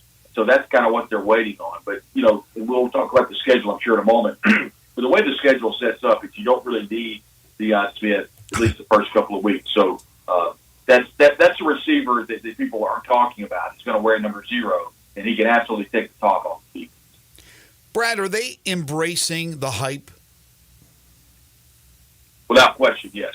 And what I mean by that is I had a conversation with Jackson Dart and basically said, what's it like having players, all these players come together?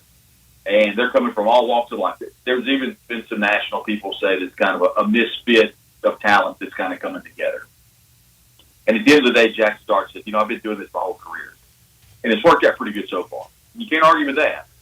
And everything that we've heard from either Lane Kiffin and the press availabilities that we've been able to have and talking with other players is that this collection of talent, both offense and defense, has really come together. Pete Golding said that this is one of the best collections of talent, or the best collection of talent he's had at Ole Miss. But one thing that I'll say, Greg, is that all the coaching staff and all the players have said, it's one thing to have all of this talent on paper.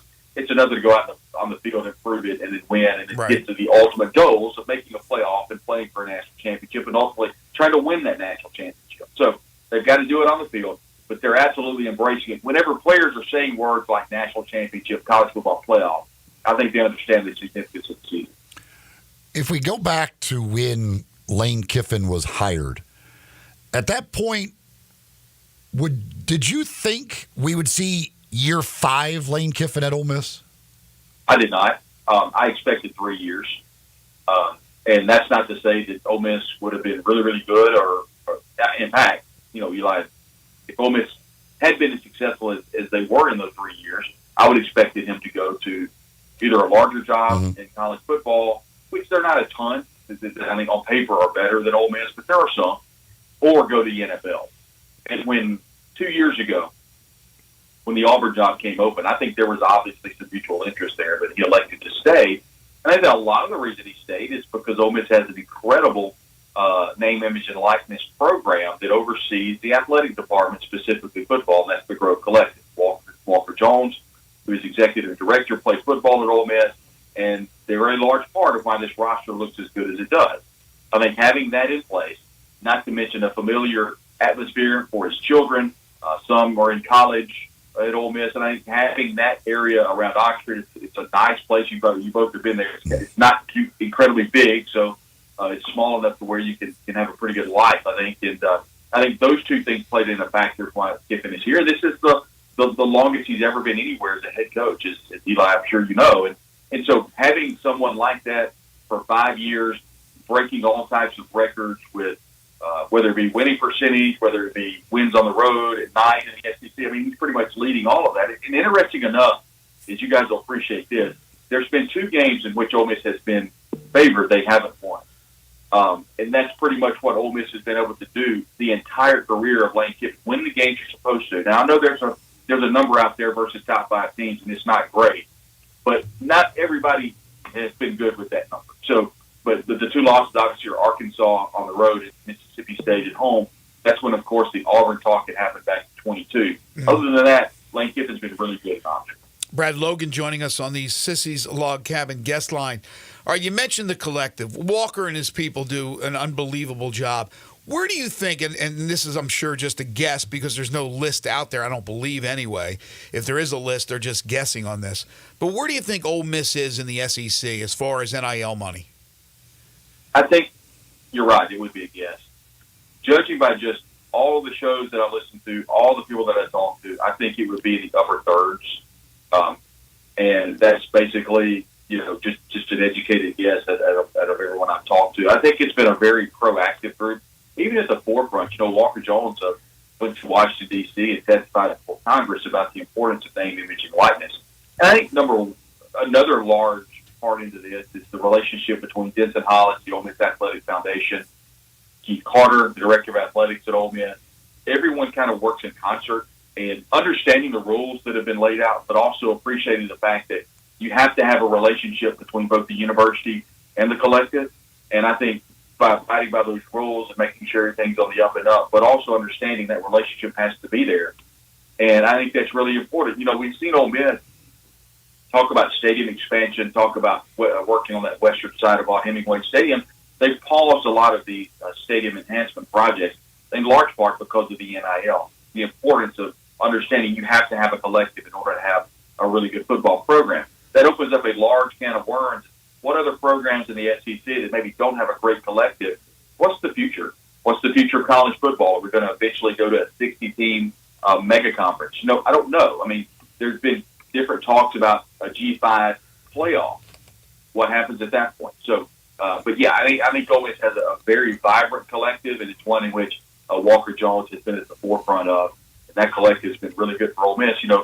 Greg, they had a Grove collection giving week, and it's actually going on right now. And then Monday, they actually talked about how if you give during this week, you get priority points. And that's a big deal at Ole Miss because priority points is how they allocate seating, they allocate tickets, they allocate parking. So that's been really good. And they haven't let us know the specific dollar amount, but I know it will be substantial by what I'm being told.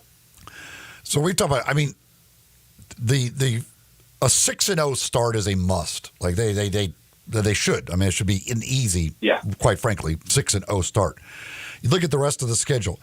I mean, does it really, does basically this season, I get the Egg Bowl's the Egg Bowl, so things can happen, but, I mean, does it basically comes down to the LSU, Oklahoma, and Georgia games? Yes, it does. And I've always said that the game, to me, that jumps out is LSU. If Ole Miss is 7-0, you can go to LSU and win, which we've already been told it's in the window of 6 o'clock to 8 o'clock Eastern, so it'll be a night game.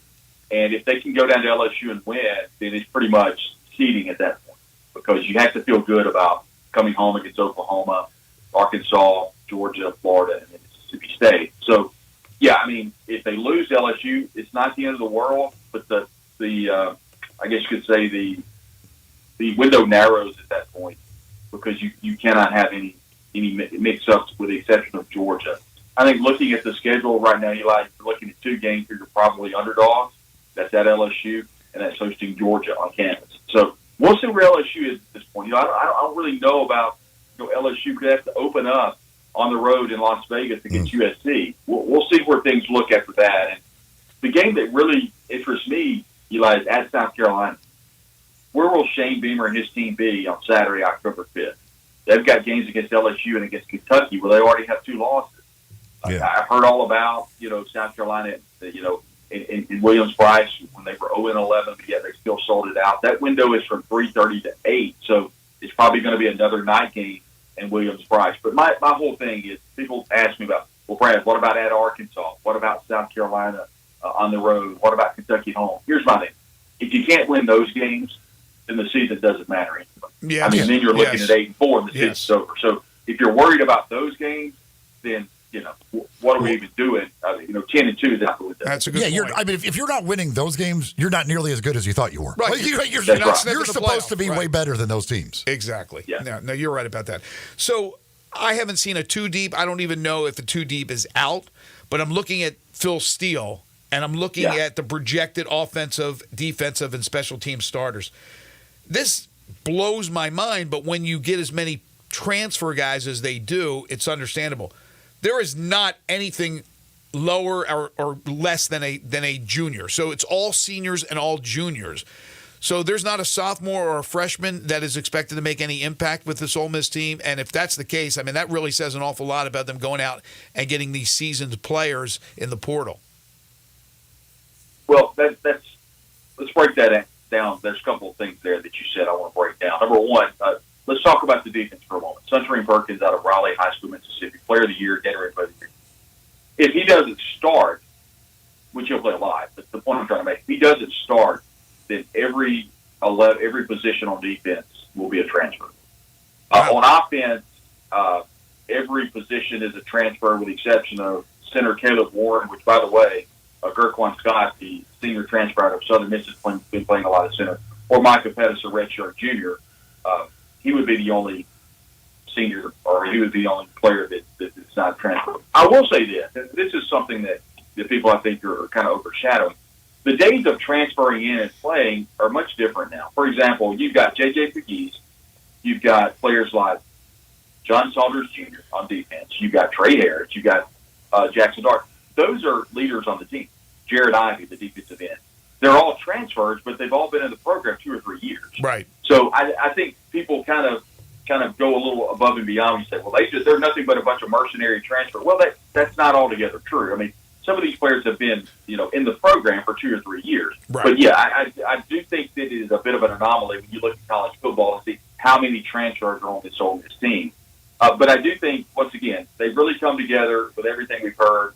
A lot of black jerseys, but I don't think that means that there's a season-debilitating injury. For example, Princely Umani Ellen out of Florida, he's expected to play at defensive end. He's the only one that is dealing with a significant injury he had during the offseason. Everybody else should be good to go. I think a lot of it is, for lack of a better word, they're putting them in bubble wrap to make sure they're ready for the season. And Lane Kiffin even admitted, we don't do a lot of tackling to the ground, if at all, because we have a pro mindset. We have the pro mindset on and off the field. That's exactly how you tackle the season. Right, and let me just say, my point wasn't about the transfers. My point was about the upperclassmen, that they're all juniors and seniors, which is, that says an awful lot.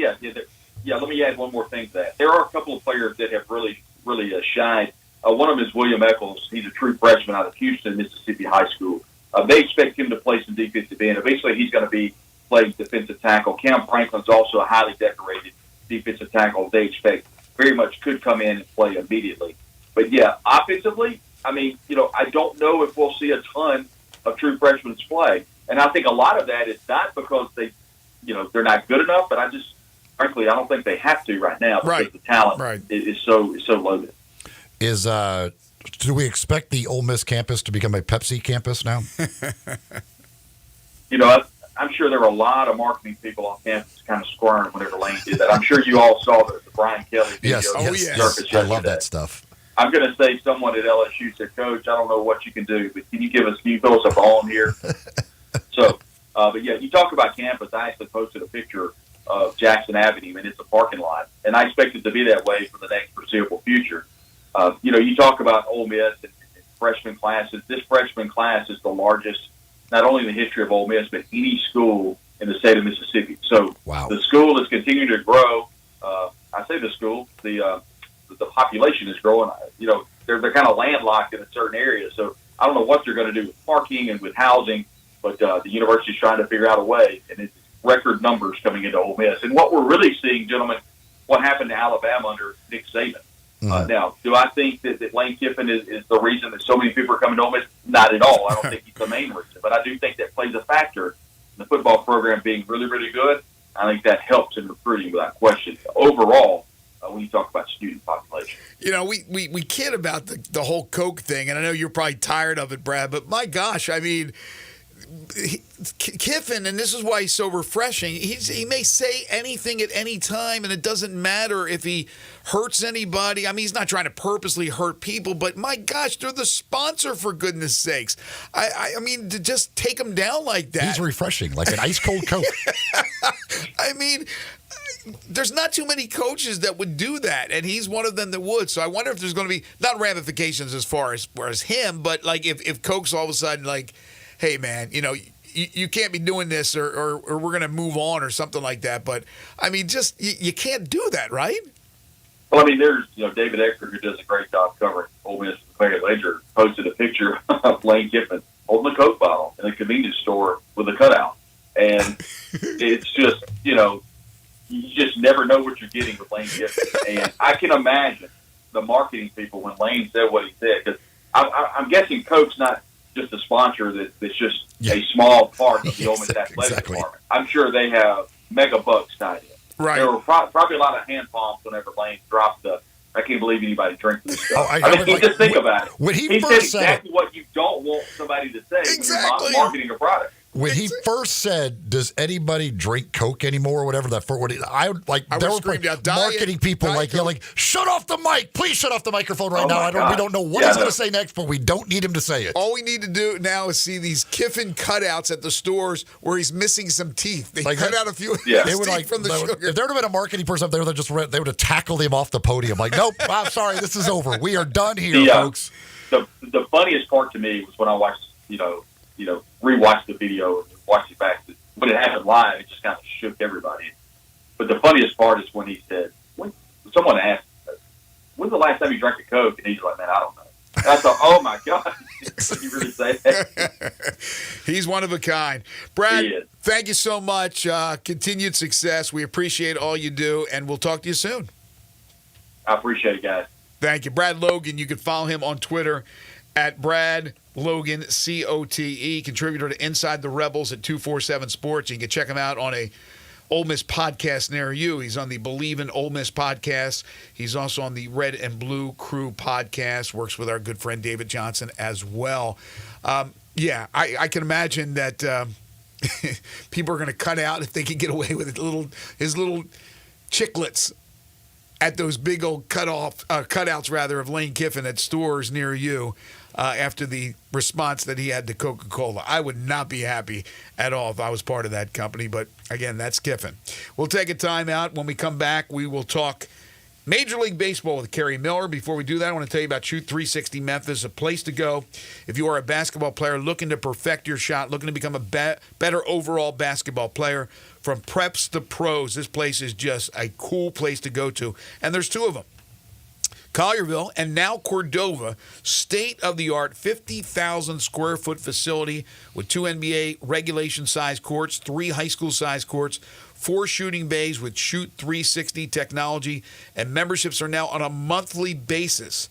And you can become a member at both locations. As I've said for a while now, why don't you try it out for a month? If you like it, continue. If not, no harm, no foul.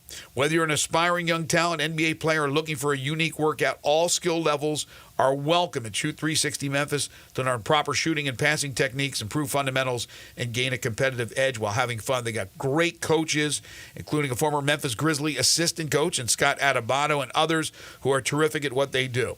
Shoot 360 Memphis, now in Cordova and Collierville. Call them today at 901-779-3176. That's 901-779-3176, or visit them at either location in Collierville or Cordova. The future of basketball training is here. Shoot 360 Memphis. When we come back, it's Kerry Miller.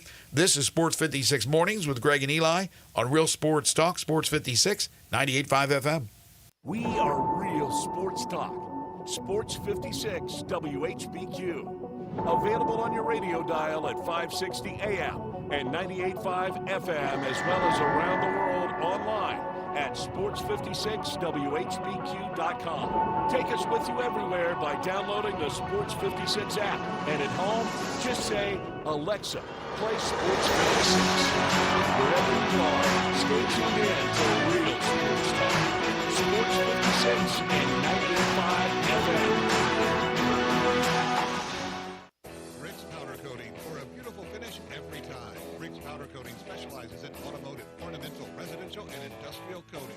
With 2 conveyor lines and the largest batch ovens in the Mid-South, Rick's can accommodate all of your powder coating needs. Locally owned and operated since 2002, Rick's Powder Coating will customize a beautiful finish just for you. Drop by or call to see how Rick's Powder Coating can bring color to your life. 901-367-2771 or rickspowdercoating.com. I'm Gary York. I'm the service director at Lexus in Memphis. Our service department wants to be more than just a place where you get your oil changed. We do glass repair, windshield replacement, recalibration of your camera and sonar systems, even wheel repair, tire replacement, all the things you would expect from a luxury automotive dealer.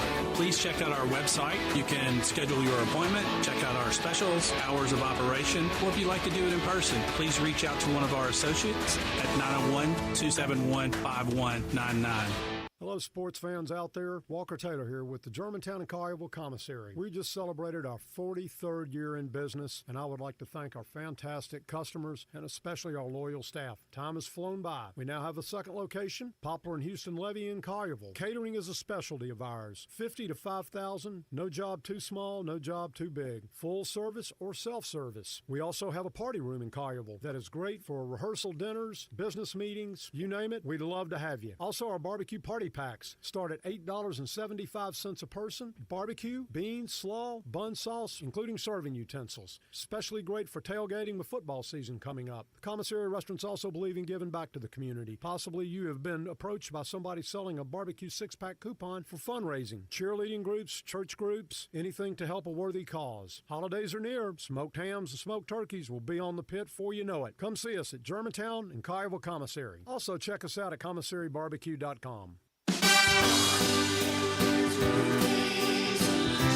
Chris Price here for Brian Elder Roofing. For nearly 2 decades, we've installed some of the best roof systems across the Mid-South. To the tens of thousands of clients we've served, we are honored. So many of you call our team at Brian Elder Roofing your roofers. Our team is dedicated to serving you and keeping your family safe, dry, and mold-free. The recent hailstorms have caused massive damage, and many of these will go unnoticed for years, even though the golf ball-sized hail we just experienced in the Mid-South compromises even the best-built roof system.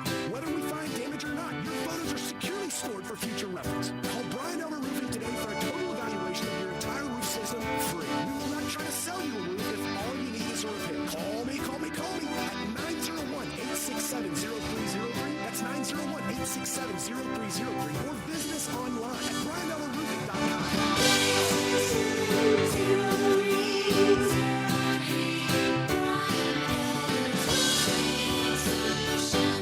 There's an institution in East Memphis that I love talking about. It's the Spirit Shop at 4848 Poplar Avenue, right down the street from Clark Tower, and it looks like a log cabin. It's been around Memphis since 1969 with a family-owned, friendly, knowledgeable sales staff that is just a wonderful place to go. I love going in and talking wine or bourbons, and they've got such great selection. So if you've not visited the Spirit Shop in a while, it's been remodeled. You'll love what you see when you need spirits. Tell Eddie Wollo said hello.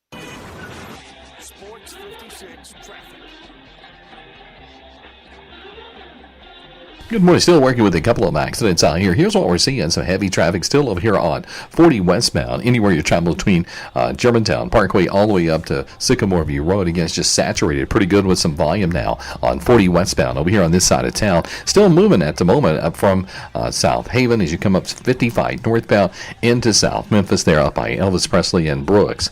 Weimer's Jewelry located 7525 Highway 64 is your full-service family-owned jewelry store right here in Memphis. I'm Commander Chuck with your on-time traffic.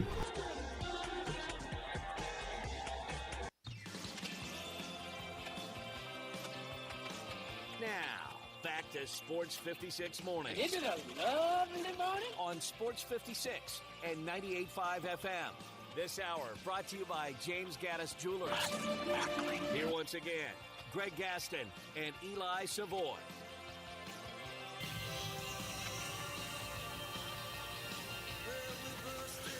Coming up at 9 o'clock, Harold Grader will join us for the AutoZone Liberty Bowl Inside College Football Hour. But now it's time to talk some Major League Baseball with Kerry Miller. It's time to talk some baseball. Joining Greg and Eli is Kerry Miller from the Bleacher Report. Here's Kerry with Greg and Eli. He is Kerry Miller from Bleacher Report. Does an outstanding job covering Major League Baseball. He covers other sports as well, including basketball, college basketball for Bleacher Report. You can follow him on Twitter at Carriage James. He joins us each and every Thursday to talk Major League Baseball here on Sports 56 Mornings. Good morning, Kerry. How are you? Greg, I'm doing good. We've almost made it through the doldrums of August. I know we have. We still got some interesting races going on. We got about 35 games approximately to go in the regular season. We'll get to that in just a second. But yesterday, the official announcement of the retirement of Joey Votto. 17 years. Joey Votto, in Eli's opinion, my opinion, is a surefire Hall of Famer. I would assume he is for you as well.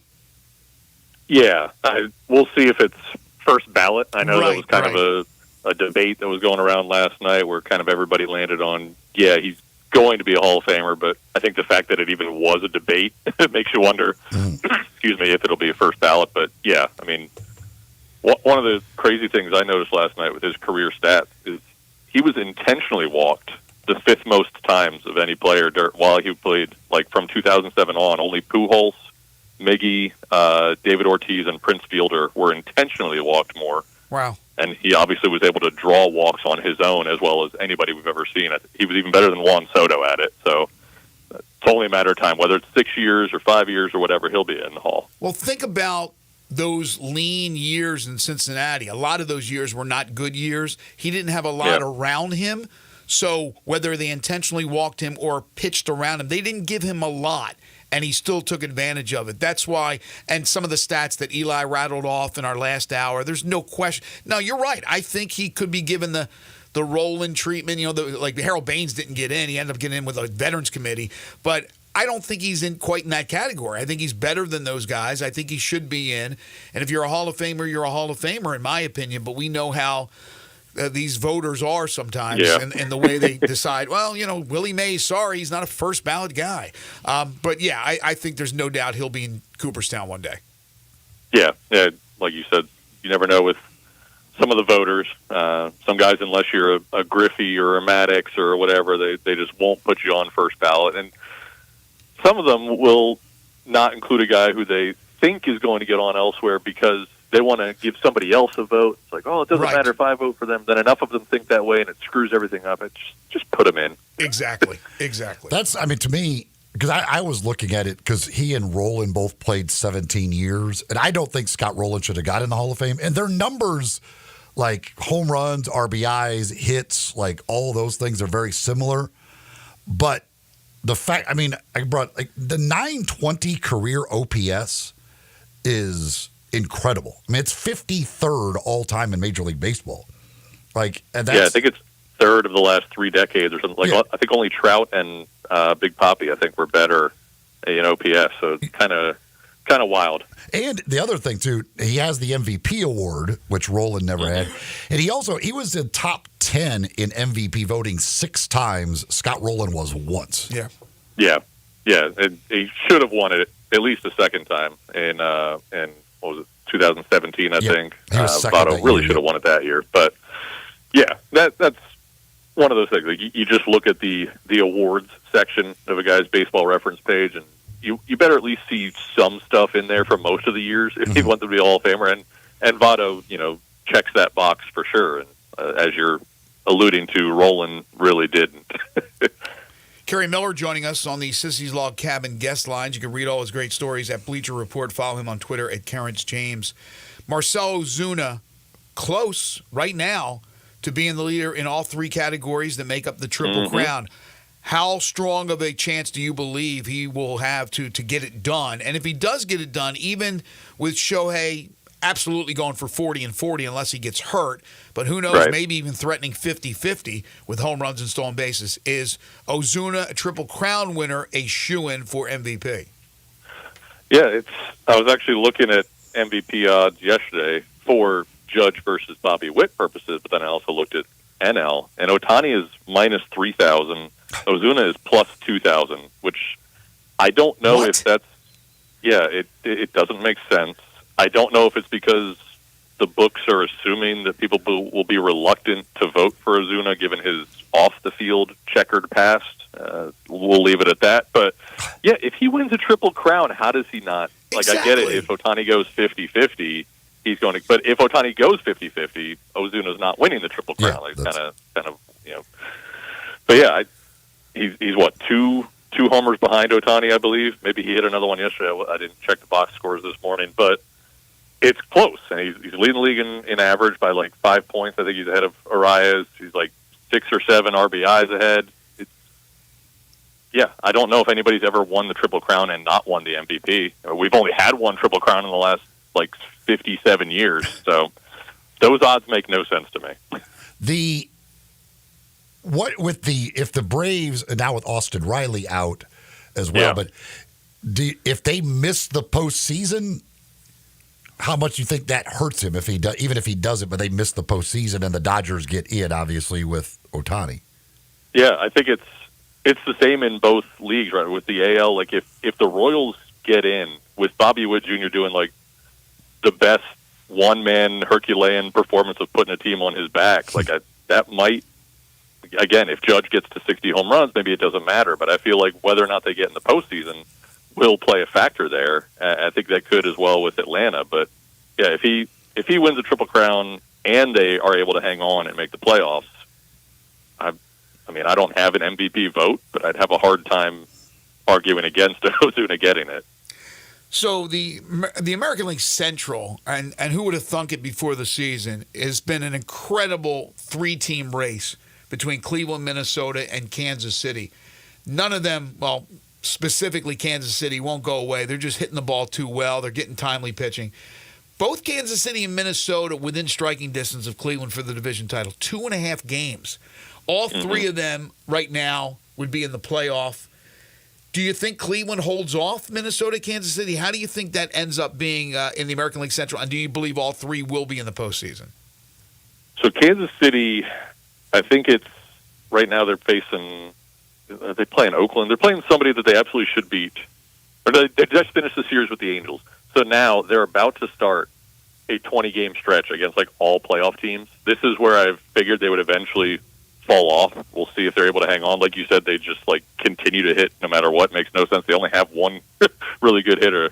Vinny Pasquantino's come on lately, but I don't know if the Royals will be able to hold off the Red Sox for that last wild card spot. And Cleveland has not been hitting well at all lately. I mean, I looked this up yesterday. The White Sox were 3-29 in their last 32 games and had a .216 batting average.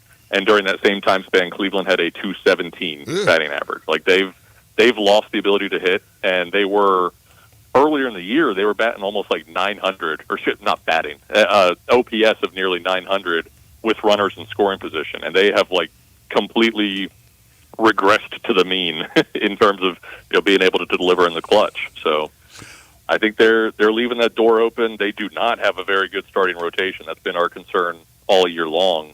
If the bullpen ever comes back to earth, it's insane what Clase and Cade Smith and Hunter Gaddis have been doing. But that door is definitely open if Minnesota can get hot. But they're injured as well. Like it feels like all three of those teams are liable to fall off at any moment, but they just have not. Carlos Correa, what's his situation? Is he coming back this year? He doesn't have a timetable for a return yet. He's been out since, I think, July 12th, so 6 weeks at this point with plantar fasciitis. I think the Giants are feeling good that they decided, based on his medical history, not to give him that 13-year contract or whatever. But yeah, I think the plan is he'll be back, but no timetable yet. And Buxton's on the IL now.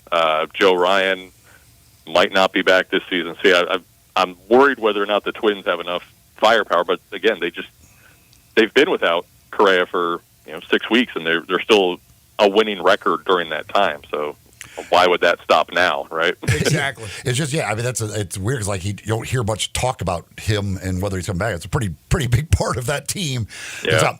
So I was looking at your Mount Rushmore of pitchers article, which some of this blew my mind.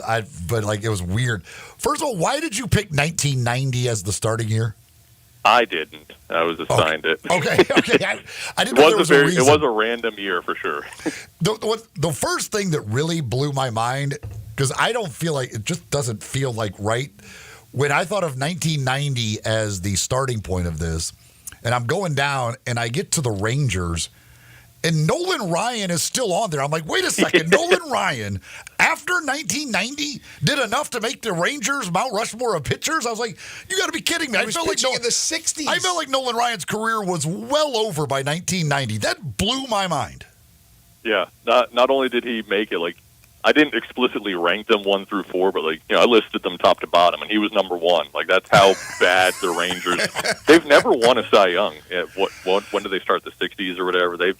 Them and the Rockies are the only teams that have never won a Cy Young, and the only one that was even close in the last, whatever that is, 35 years was Darvish in his second season. He finished second to Scherzer, I think it was in 2013, but also he didn't get a single first place vote. So they've never been particularly close to a Cy Young. And, outside of Nolan, like, if you hadn't read that article, outside of Nolan Ryan and Yu Darvish, who even comes to mind as a good pitcher for the Rangers? I mean, they have a great-looking rotation right now, but they don't have much history there. The only one, like Kenny Rogers was the one I like. The other guy that, but yeah, I mean, I was looking at that. I was like, that's crazy. And I had no idea that there were only 2 franchises that didn't have a Cy Young Award winner. Like I've never really thought about it. But so who are they? Crazy. Who are the 2? It was the Rangers and the Rockies, and I think the other one that had not won one since 1990 is Baltimore, which, boy, their Rushmore after Mike Mussina was hideous. But, yeah, so just those 2 in history, and I feel like everybody knows that about the Rockies, right? If they had won a Cy Young, it'd be insane. Yeah, now I'm much older than you, and I know you know the history of the game, but in the early 70s, when the late 60s, early 70s, the Orioles were so dominant, they had an unbelievable pitching core led by Jim Palmer. But funny thing about Texas is not funny to them. They had a guy, I want to say it was 73, I could be wrong. It was a guy supposed to be a phenom. He was supposed to be, like, take the baseball by storm. His name was David Clyde, I believe it was. And he had all kinds of arm problems right from the get-go. It's almost like they've been jinxed ever since, even though they had Nolan Ryan at times. But they, you're right. I mean, now you think about it, they just have not had good pitchers. Who do you believe of your Mount Rushmores, which team is the best Mount Rushmore in your opinion? I would probably have to say Boston, just because they had Pedro and Clemens. But there were some really tough ones. The Cubs, I wrestled with the Cubs for a long time, and I don't know if I got it right, leaving off, for God's sake, Greg Maddux and Kerry Wood. But I put extra emphasis on, Hendricks, Arrieta, and Lester breaking that 108-year curse. That kind of feels like they're more important in franchise lore. But Atlanta's got to be up there, right? The only one that I had for sure for the Cubs was Carlos Zambrano, and even that, that doesn't compare to Pedro or Clemens or anything like that. What about Atlanta? Well, Atlanta, they're big 3, no doubter. Maddux, Glavine, Smoltz, Hudson. I think I ended up with Hudson as 4. Yep. They had Kevin Millwood as well. Another one that had some really great ones. There were a lot of teams that had 2 or 3 no-brainers, and then a tough call among like 6 or 7 candidates for the 4th spot. And how many was Clemens on? 4, I think. Houston, New York, Toronto.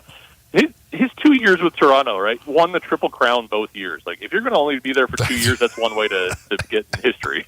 I don't want to open. By the way, your Baltimore point, the fact that Ben McDonald makes Baltimore just tells you a lot about Baltimore since 1990. That's true. He was a bust. He was considered a bust, and he's one of their Mount Rushmore pitchers since 1990. I don't want to open up Pandora's box, but Roger Clemens, Barry Bonds, Pete Rose. What do they have in common, man? Oh, my gosh. You go to Cooperstown, you don't see those guys. The home run king, the great pitcher, the hits king. All right, final thing for you. Verlander pitched well for the Astros. They're 5 games up, as we all thought would happen. They've now run away with the West here. Seattle's 5 games behind. They have fallen to 500. They once had a 10-game lead in the West. They're 5 out. Texas is toast, obviously. No pun intended. They're 10 out. But Houston, Verlander, again, pitched well. What about them in the postseason? Unless they have a complete meltdown in the final 35 games, Houston's going to be there. We know how beloved they are around the country.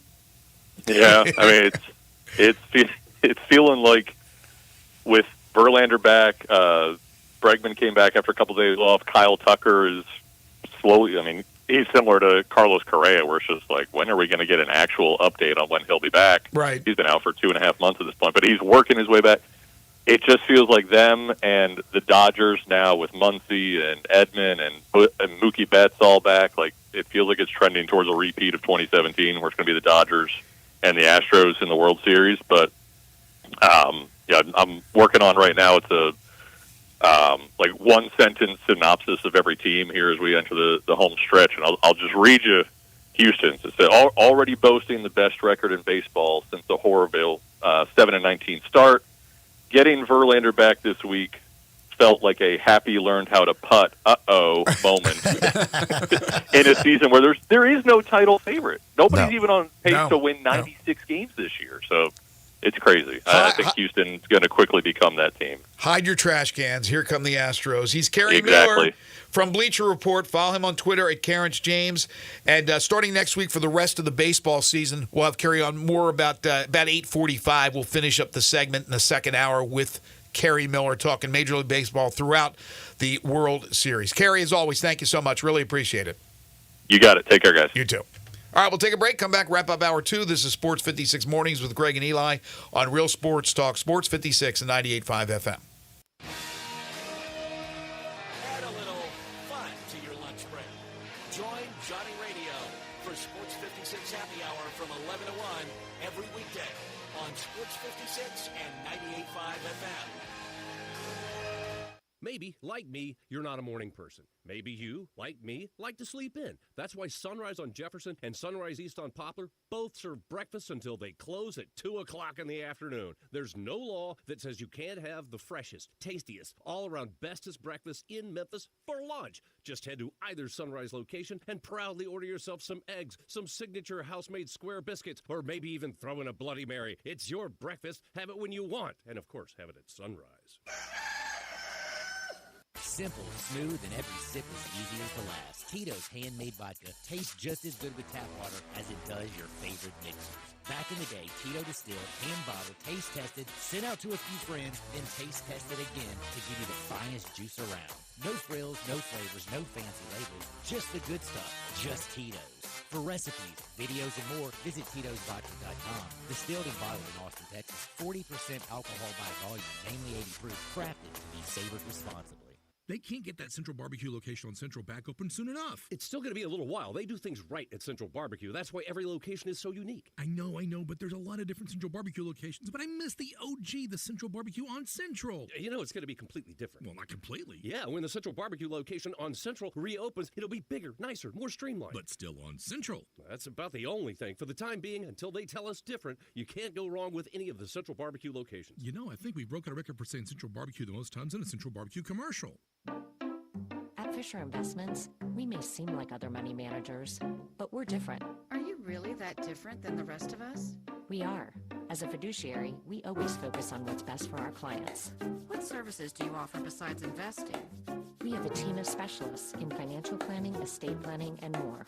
Your clients rely on you for all that? Yes, we ensure clients receive unparalleled service at every step of the relationship. Okay, but you still sell commission-based products, right? No, because we believe that's a conflict of interest. We prioritize service over sales goals. So, then how do your fees work? We have a simple and transparent fee that's a percentage of our clients' portfolios. So we do better when our clients do better. Wow, we're more different than I thought. At Fisher Investments, we're clearly different. Learn more at FisherInvestments.com. Investing in securities involves the risk of loss.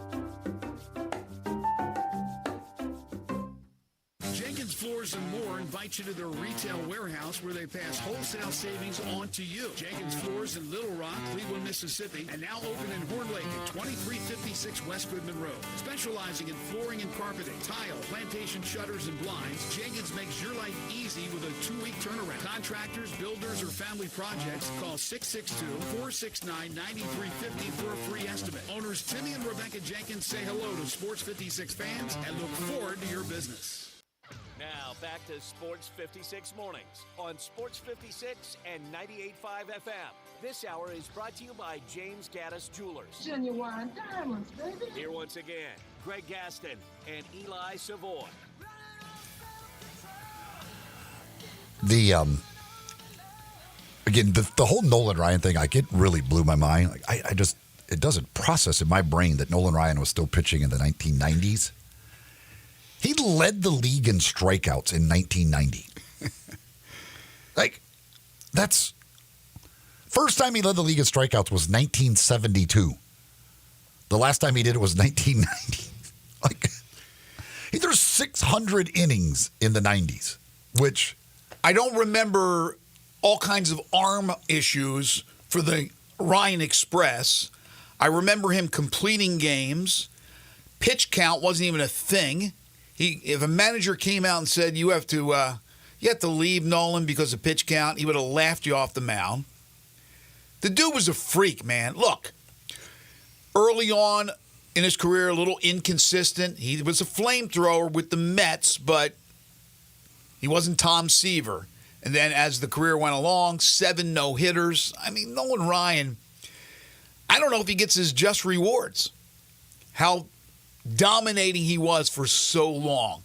Power pitcher, that his arm didn't fall off. There are so many things about him that blow my mind, but it's crazy to me. It's so bizarre that he never won a Cy Young Award. He never won a Cy Young Award? No. Wow. I mentioned the event today over at the Simmons Bank Liberty Stadium will include new athletic director Ed Scott. Ed hopefully will be on with us soon to talk about a number of different topics. I know he did meet with some of the print media or / digital media yesterday and had some interesting things to say. I completely forgot about the whole Malcolm Dandridge thing. I was reading that this morning in the Commercial Appeal. The eligibility issue that prompted the university to withhold former Tiger center Malcolm Dandridge for the final 5 games of the season has been turned over to the NCAA. Ed Scott telling I'm reading this from the CA on Wednesday. He has been briefed on the matter, that the school has self-reported it to the NCAA. The process is ongoing. He said, from what I've heard, the university has complied the way they're supposed to. That's my biggest concern as a new AD who wasn't here for any of that. I've heard some of the rumors and speculation. I don't know all the details, but to my understanding, we've given the NCAA everything they've asked for. It is unclear when the school turned things over to the NCAA. That's one of those stories, again, that's still confusing. What exactly happened? Usually things leak out, and there was rumors and speculation. I remember talking about the story, but not really speculating because I didn't have any insight on that. But I completely forgot about it until I read that this morning as one of the stories or one of the topics that they talked to him about. Back on February 23rd, the school fired its men's basketball academic advisor, Leslie Brooks. And then, of course, Malcolm Dandridge ended up being suspended, and he came out on social media and said certain things. But really, getting to the bottom of it now is going to be something that the NCAA will have to deal with, and another thing that's on their list of things that they've had to do with the University of Memphis, unfortunately. They've been quite busy. They've been quite busy. We're busy as well. When we come back, Harold Grader joins us for the AutoZone Liberty Bowl Inside College Football Hour. This is Sports 56 Mornings with Greg and Eli on Real Sports Talk, Sports 56 and 98.5 FM.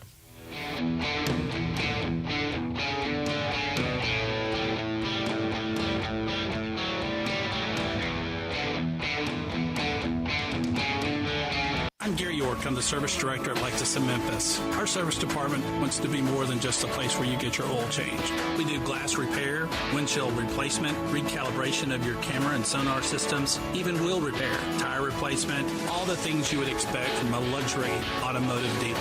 Please check out our website. You can schedule your appointment, check out our specials, hours of operation, or if you'd like to do it in person, please reach out to one of our associates at 901-271-5199.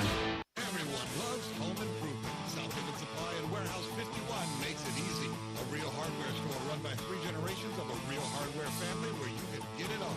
Whether it's repairs, remodeling, or new building, kitchens, bathrooms, tiles, tubs, vanities, sinks, mirrors, lighting, furniture, even door hardware. All the latest designs as well as timeless classics. And if outdoor fun is on your mind, they have the big green egg and accessories. South Haven Supply and Warehouse 51, 8560 Highway 51. Easy home improvement. At Jason's Deli, when you're dining in or picking up curbside, you can expect wholesome food and no surprises. Just delicious sandwiches, crisp salads, and quick quality meals made with the freshest ingredients and no artificial trans fats, MSG, high fructose corn syrup, or artificial colors and dyes. Around here, a lot of thought goes into what we put into our food and what we take out of it. Because you're not just taking a bite, you're getting a taste of who we are. New items are constantly being created to expand our menu for all tastes and special diets, vegan and gluten-free options available, convenience, and on-time delivery you can count on. It's just a click away at jasonsdeli.com. So whether you need to feed 5 people or 5,000, the team at Jason's Deli, they have the credentials and the commitment to keep you satisfied. Freshness is nearby at Jason's Deli with locations at Ridgeway and Park Place Center, Poplar Highland, Germantown Road in Cordova, and Goodman Road in Olive Branch. Jason's Deli, it's wholesome food and no surprises. Did you know your life insurance is an asset you can sell? I'm Jay Jackson, CEO of Abacus Life. For almost 20 years, Abacus has been purchasing life insurance policies from seniors just like you. And at abacuspays.com, we've created a free policy value calculator so you can find out the worth of your policy in just seconds. There are no fees and no obligations. Get real value for your life insurance when you need it with Abacus. Learn more at abacuspays.com. Not all policies will qualify. Not available in all states. Are you looking to save on gas? Well, we got it covered at Gossett Kia on the Pike with 41 in Beachy Highway and your new 2024 Kia Forte LXS. $199 a month, $37.99 to its signing. Or how about a 2024 Kia EV9 Lite with 0% APR available for 48 months? Or get 304 EPA estimated range for $389 a month, $49.99 to its signing. All 24-month lease. Plus, you always get peace of mind with Kia's 10-year, 100,000-mile powertrain limited warranty. Call Bobby J. He's ready to put you in your new Kia today. That's Gossett Kia 1900 Covington Pike or online 24/7 365 at KiaCovingtonPike.com. If you want it, we got it at Gossett Motor Cars. Acquisition fee $20,000 per year, 20 cents excess mileage. Forte RE 794,066, MSRP 21,820, EV9 R60 29,603, MSRP 61,035. Lease terms include all rebates and incentives, and PF 695 includes tax, title, license, registration, and fees. Must finance through Hyundai with approved credit, valid through 8/31/24. Dealer stock only. This Sports 56 traffic report is brought to you by Luttrell Belting. They keep you moving. Sports 56 traffic. Good morning, MPD. Still out here with a couple of accidents. Right now, it remains heavy with some volume over here on 40 westbound, anywhere you're traveling now between Germantown Parkway and Sycamore View Road. Still some traffic there inbound on Summer Avenue. Arriving in the Midtown area, that's pretty heavy, but it's moving better than it was earlier since they cleared that wreck on 240 North there up by Lamar. Hey, Weimer's Jewelry right here in Memphis specializes in bridal ring purchases. They've been around since 1984. Stop by and see them at Weimer's Jewelry, 7525 Highway 64. I'm Commander Chuck with your on-time traffic.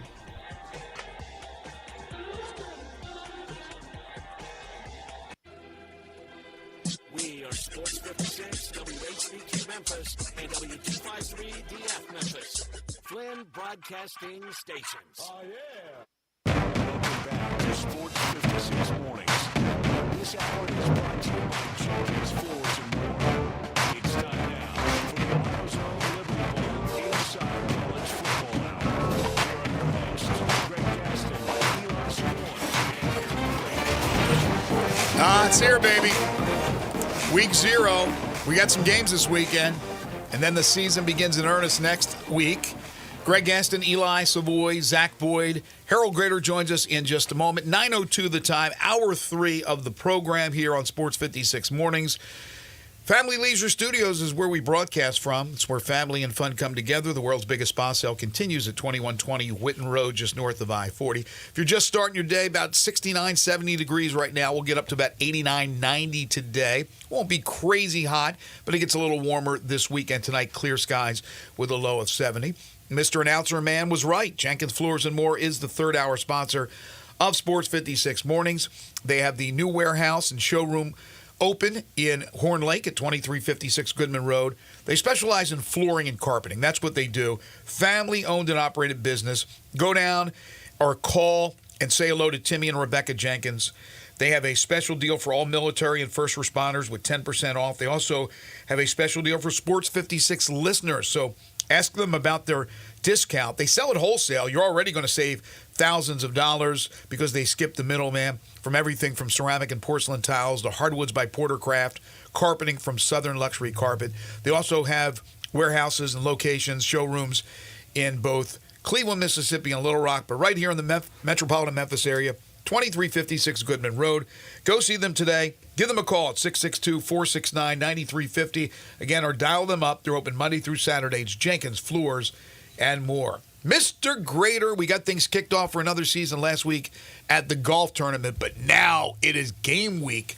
Only a few games, but at least it's game week. Absolutely. We are hunkered down in the Sports 56 WHBQ football control room for the next, September, October, November. Anyway, 4 or 5 months? 4 or 5 months, awesome. whatever. I'm ready. As I have said to you guys over the years, for me, there is nothing like a weekday game. Long day at the office, we all grind, we go home, settle in, watch a little ball at night during the week. There's nothing like that, so I'm looking forward to that. But first, we have, 4 on Saturday? 4 on Saturday, so they're not. You're not heading to Dublin, right? No, I'm not. Yep, 4 games. Look, it's not a big I might weekend. have a Irish brewski in honor of the game. You never know. That's true. Yeah, not a big weekend, but at least it's a little taste. It's a little appetizer before the big meal next week. Indeed. I'm sure y'all have run over the schedule. The game that I'm really looking forward to, and unfortunately on the list that I have, apparently it's not on television. It's the late game, Saturday night. Delaware State at Hawaii. It's got to be on somewhere. That's if Delaware State makes it to Hawaii. Are they still not there? I don't know. I have no idea. This year they missed their flight. Is there only one a week? Wow. No, they're flying out of New York. Okay. There's a lot of options. But I don't know what their current status is. If they, I had not seen that. Yes, they had the busing company actually is the one apparently that screwed up. I'm sure. So they put out a statement, basically saying, "Oops, we're sorry, you guys missed your flight to Hawaii." It's like kind of a big deal, but hey, sorry, things happen in the busing world. We forgot about you. So they weren't flying charter? No. Wow. I covered them for 10 years. Oh, you did? Delaware State. Yeah, they're in Dover, Delaware, and I was in Salisbury, Maryland. What are they? The Hornets. The Hornets. The Hornets. Okay. And they were actually a pretty decent team, 1AA team when I was there for at least some of those years. But, they don't have the budget and things of that nature. Yeah. You get a fly-by-night busing company, and they don't do their job, and now you're screwed. But hopefully they're on their way or there in Hawaii to play Hawaii. Timmy Chang coaching up the Rainbows. Or the Warriors. They got rid of the rainbow, right? Are they just the Warriors? I don't know. They used to be the Rainbow Warriors. Right. Are they just the Warriors I think now? they're just the Warriors now. But Florida State, Georgia Tech is obviously the big one. Yeah. People think Georgia Tech could give them a battle. Haynes King, the former, Texas A&M quarterback? Yep. At Georgia Tech? I don't know. I mean, Florida State, what do we expect? Yeah. Greg, I was going to say, I keep hearing that talk about Tech as well. Yeah. And with everything that Florida State accomplished last year and then didn't have the opportunity at the end of the year, you would think that they would come out each and every week with a chip on their shoulder. And it's like, you're going to have to fight us to the death each and every week. We're not going to let what happened to us a year ago happen again. But I don't know. I don't know if there's something there that the folks that actually cover Florida State on a regular basis. I just find it hard to believe because, I'm all in on Mike Norvell, and I said it a year ago. I believed in what he's doing. They showed it last year.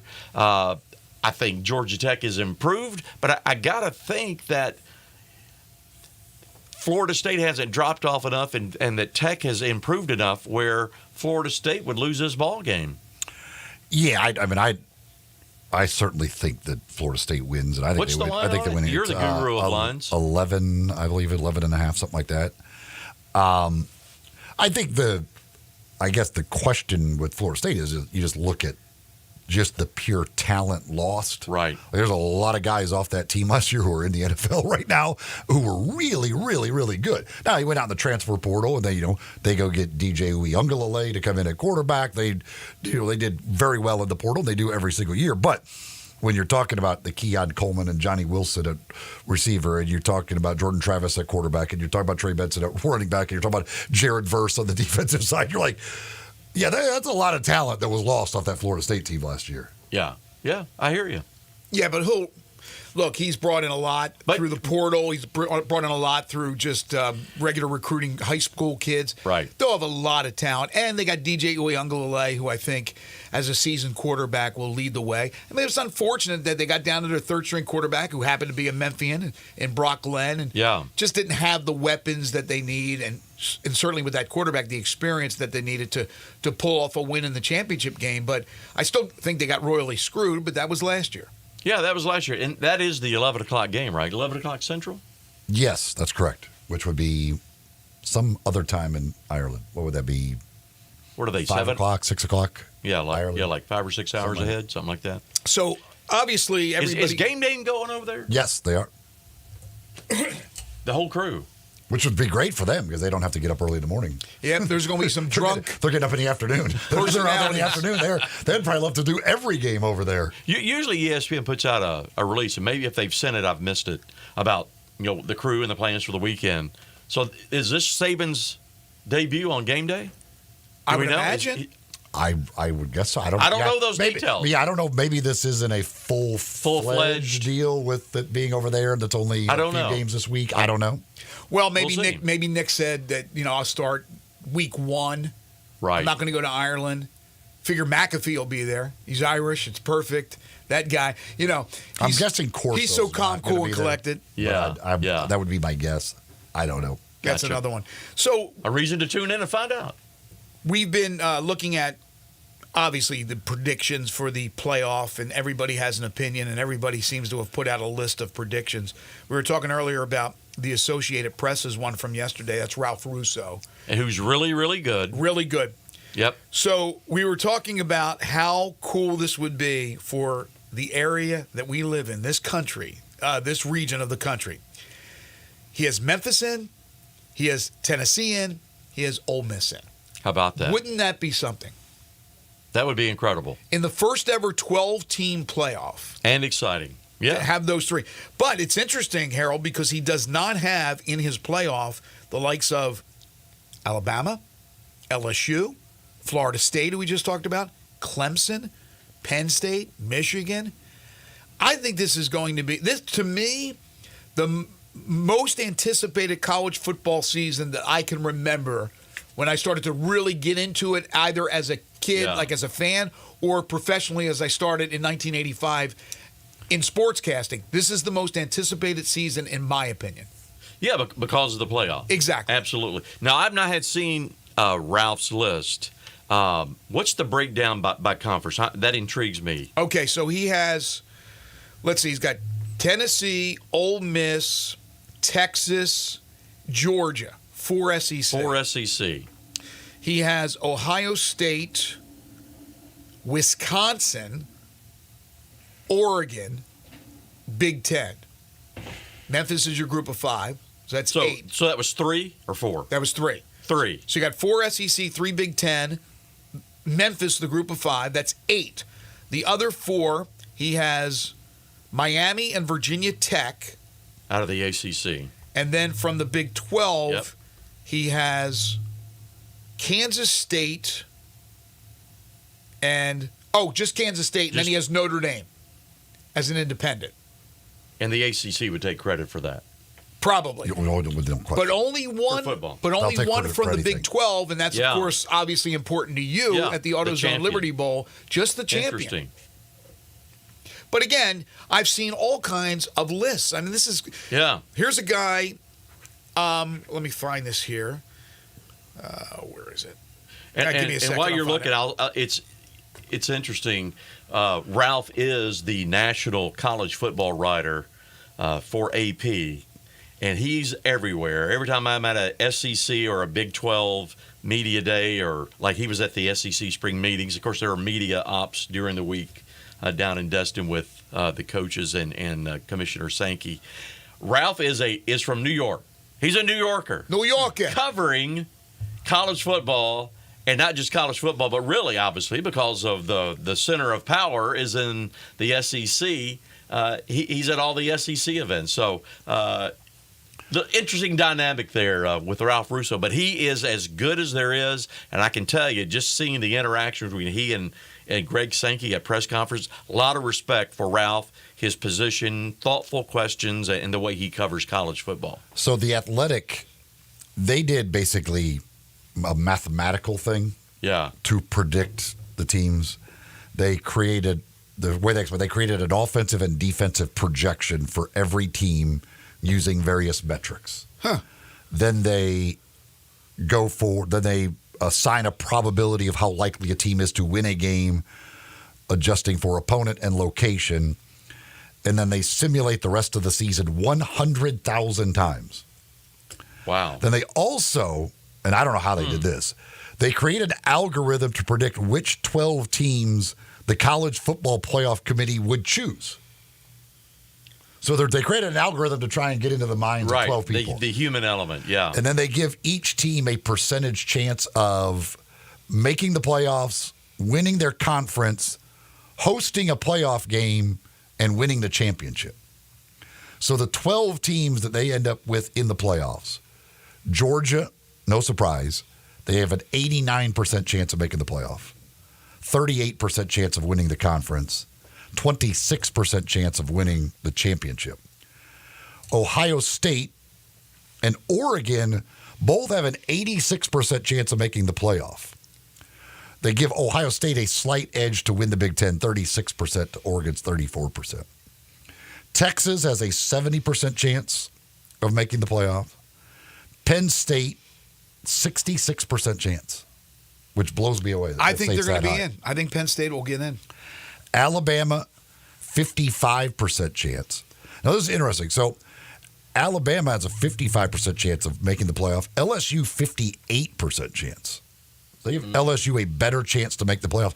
And they give LSU a better chance to win the conference. LSU, 12% to win the SEC. Alabama, only 8% to win the SEC. I actually agree with that. But Alabama has a better chance to win the championship than LSU, 5% to 4%. Notre Dame, 62% chance to make the playoff. Ole Miss, 46% chance to make the playoff. 7%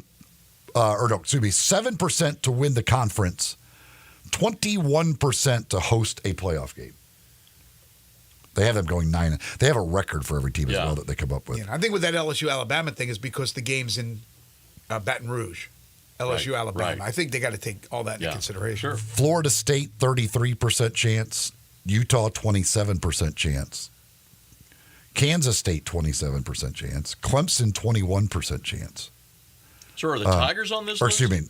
That was winning the conference. That's Kansas State, 41% chance. Florida State, 54% chance at the playoffs. Yes.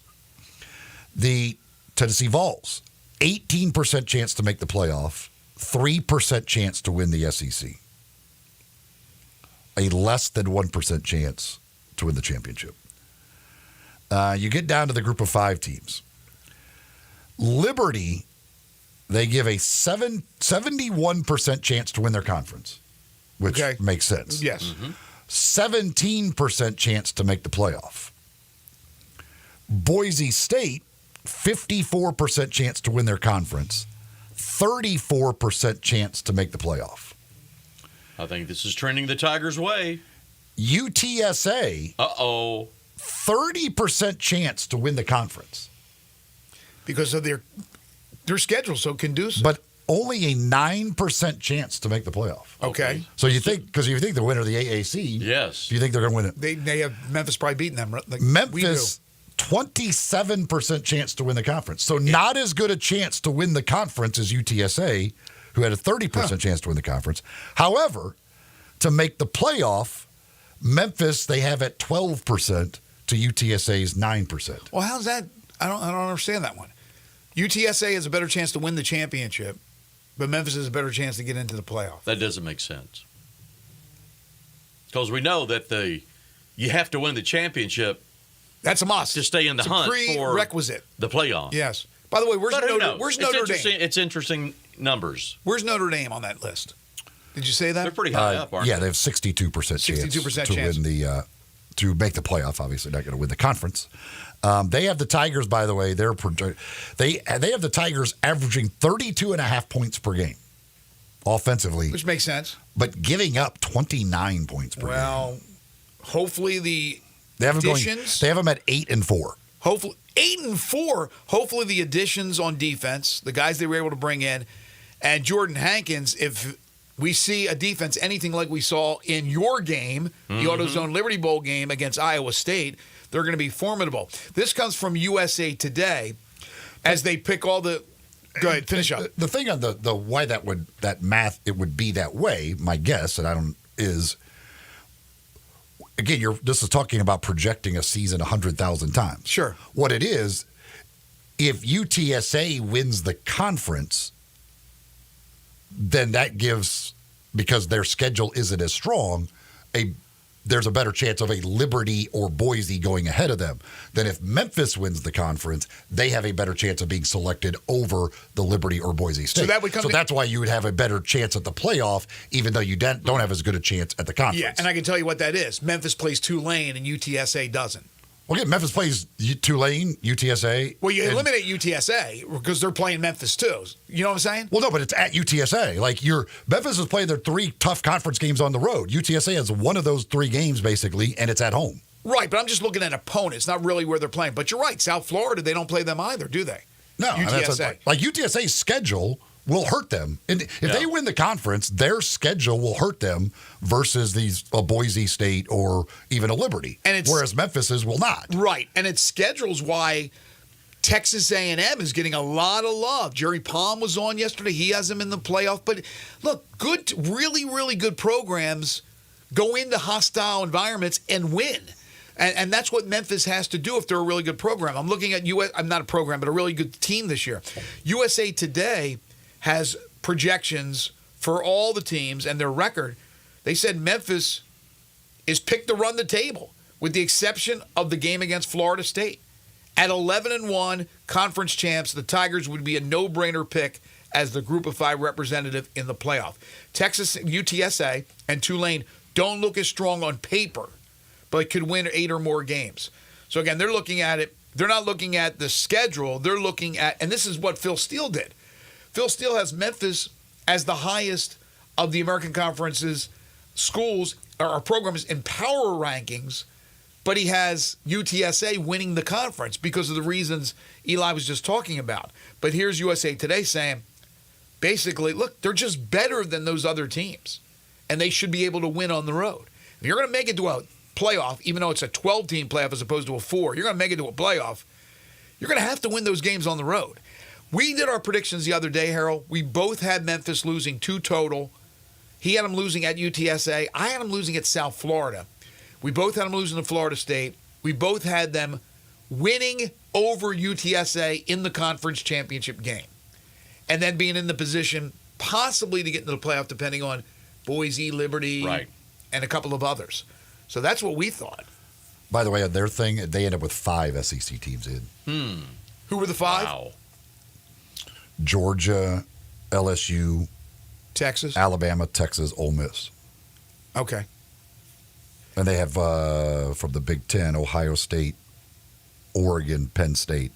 So they have 8 of that's which would be the limit because they have Notre Dame in. So that would be the limit that you could get out of the 2 conferences. Right. But they have it weighted towards the SEC with 5 to the Big Ten's 3. And then everybody else would get 1, or if you count Notre Dame in the ACC would have 2.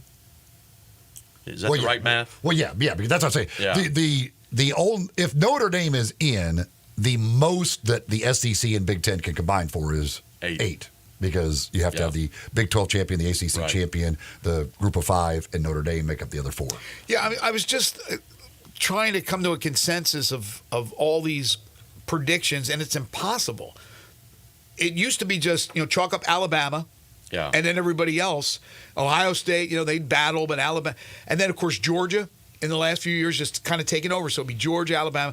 But now, I'm not sure how many can win a national championship. But there's a lot that can get in the playoffs because we've tripled the amount of playoff teams. But as far as teams that people, it seems like, have come to the conclusion will struggle a bit, or at least be down a little bit, is the defending champions, Michigan. People are saying that Michigan's going to take a drop-off. Most people do not have them in the playoff. They don't have Clemson in the playoff. I don't know if that's because of Dabo and his standing with the portal, that he doesn't want to get players from the portal, which is absolutely ridiculous. And I'm just trying to think of other USC. People don't think they're ready to compete yet at the highest level in the Big Ten. They will eventually, I think, under Lincoln Riley. They were terrible last year with Caleb Williams. Yes. Right. I don't think they're going to be ready to compete this year without him. Washington takes a huge drop, not just because they're going into a better conference, but for all the reasons that he just talked about. You lose Michael Penix, their star quarterback, and other stars for that team. But there's going to be a couple of teams that surprise, and that's what I want to talk about when we come back, is what teams are not being talked about enough that could make an impact in the college football season.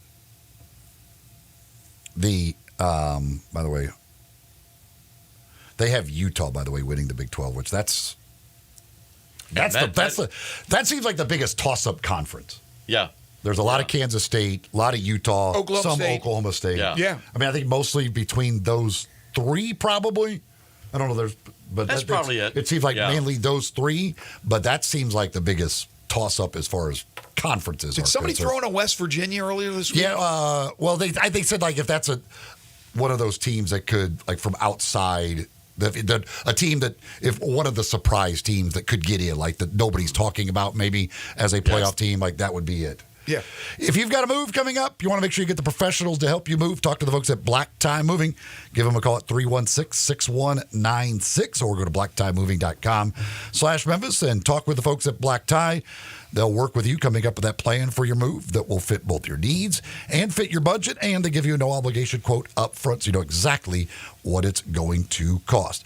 And they're going to make sure that your belongings get where they're going without any problems. They'll do as much, really, or as little as you want. That's, again, they're going to work with you to come up with that plan to make sure everything is perfect for you with your move, to take a lot of the stress and worry out of the process. Again, 316-6196 or go to blacktiemoving.com/Memphis. HG is with us for the AutoZone Liberty Bowl Inside College Football Hour. If you have a college football question or you want to make a statement, hit us up on the Sissy's Log Cabin text line. We'll get to it when we return, 901-360-8255. You're tuned in to Sports 56 Mornings with Greg and Eli on Real Sports Talk, Sports 56 and 98.5 FM.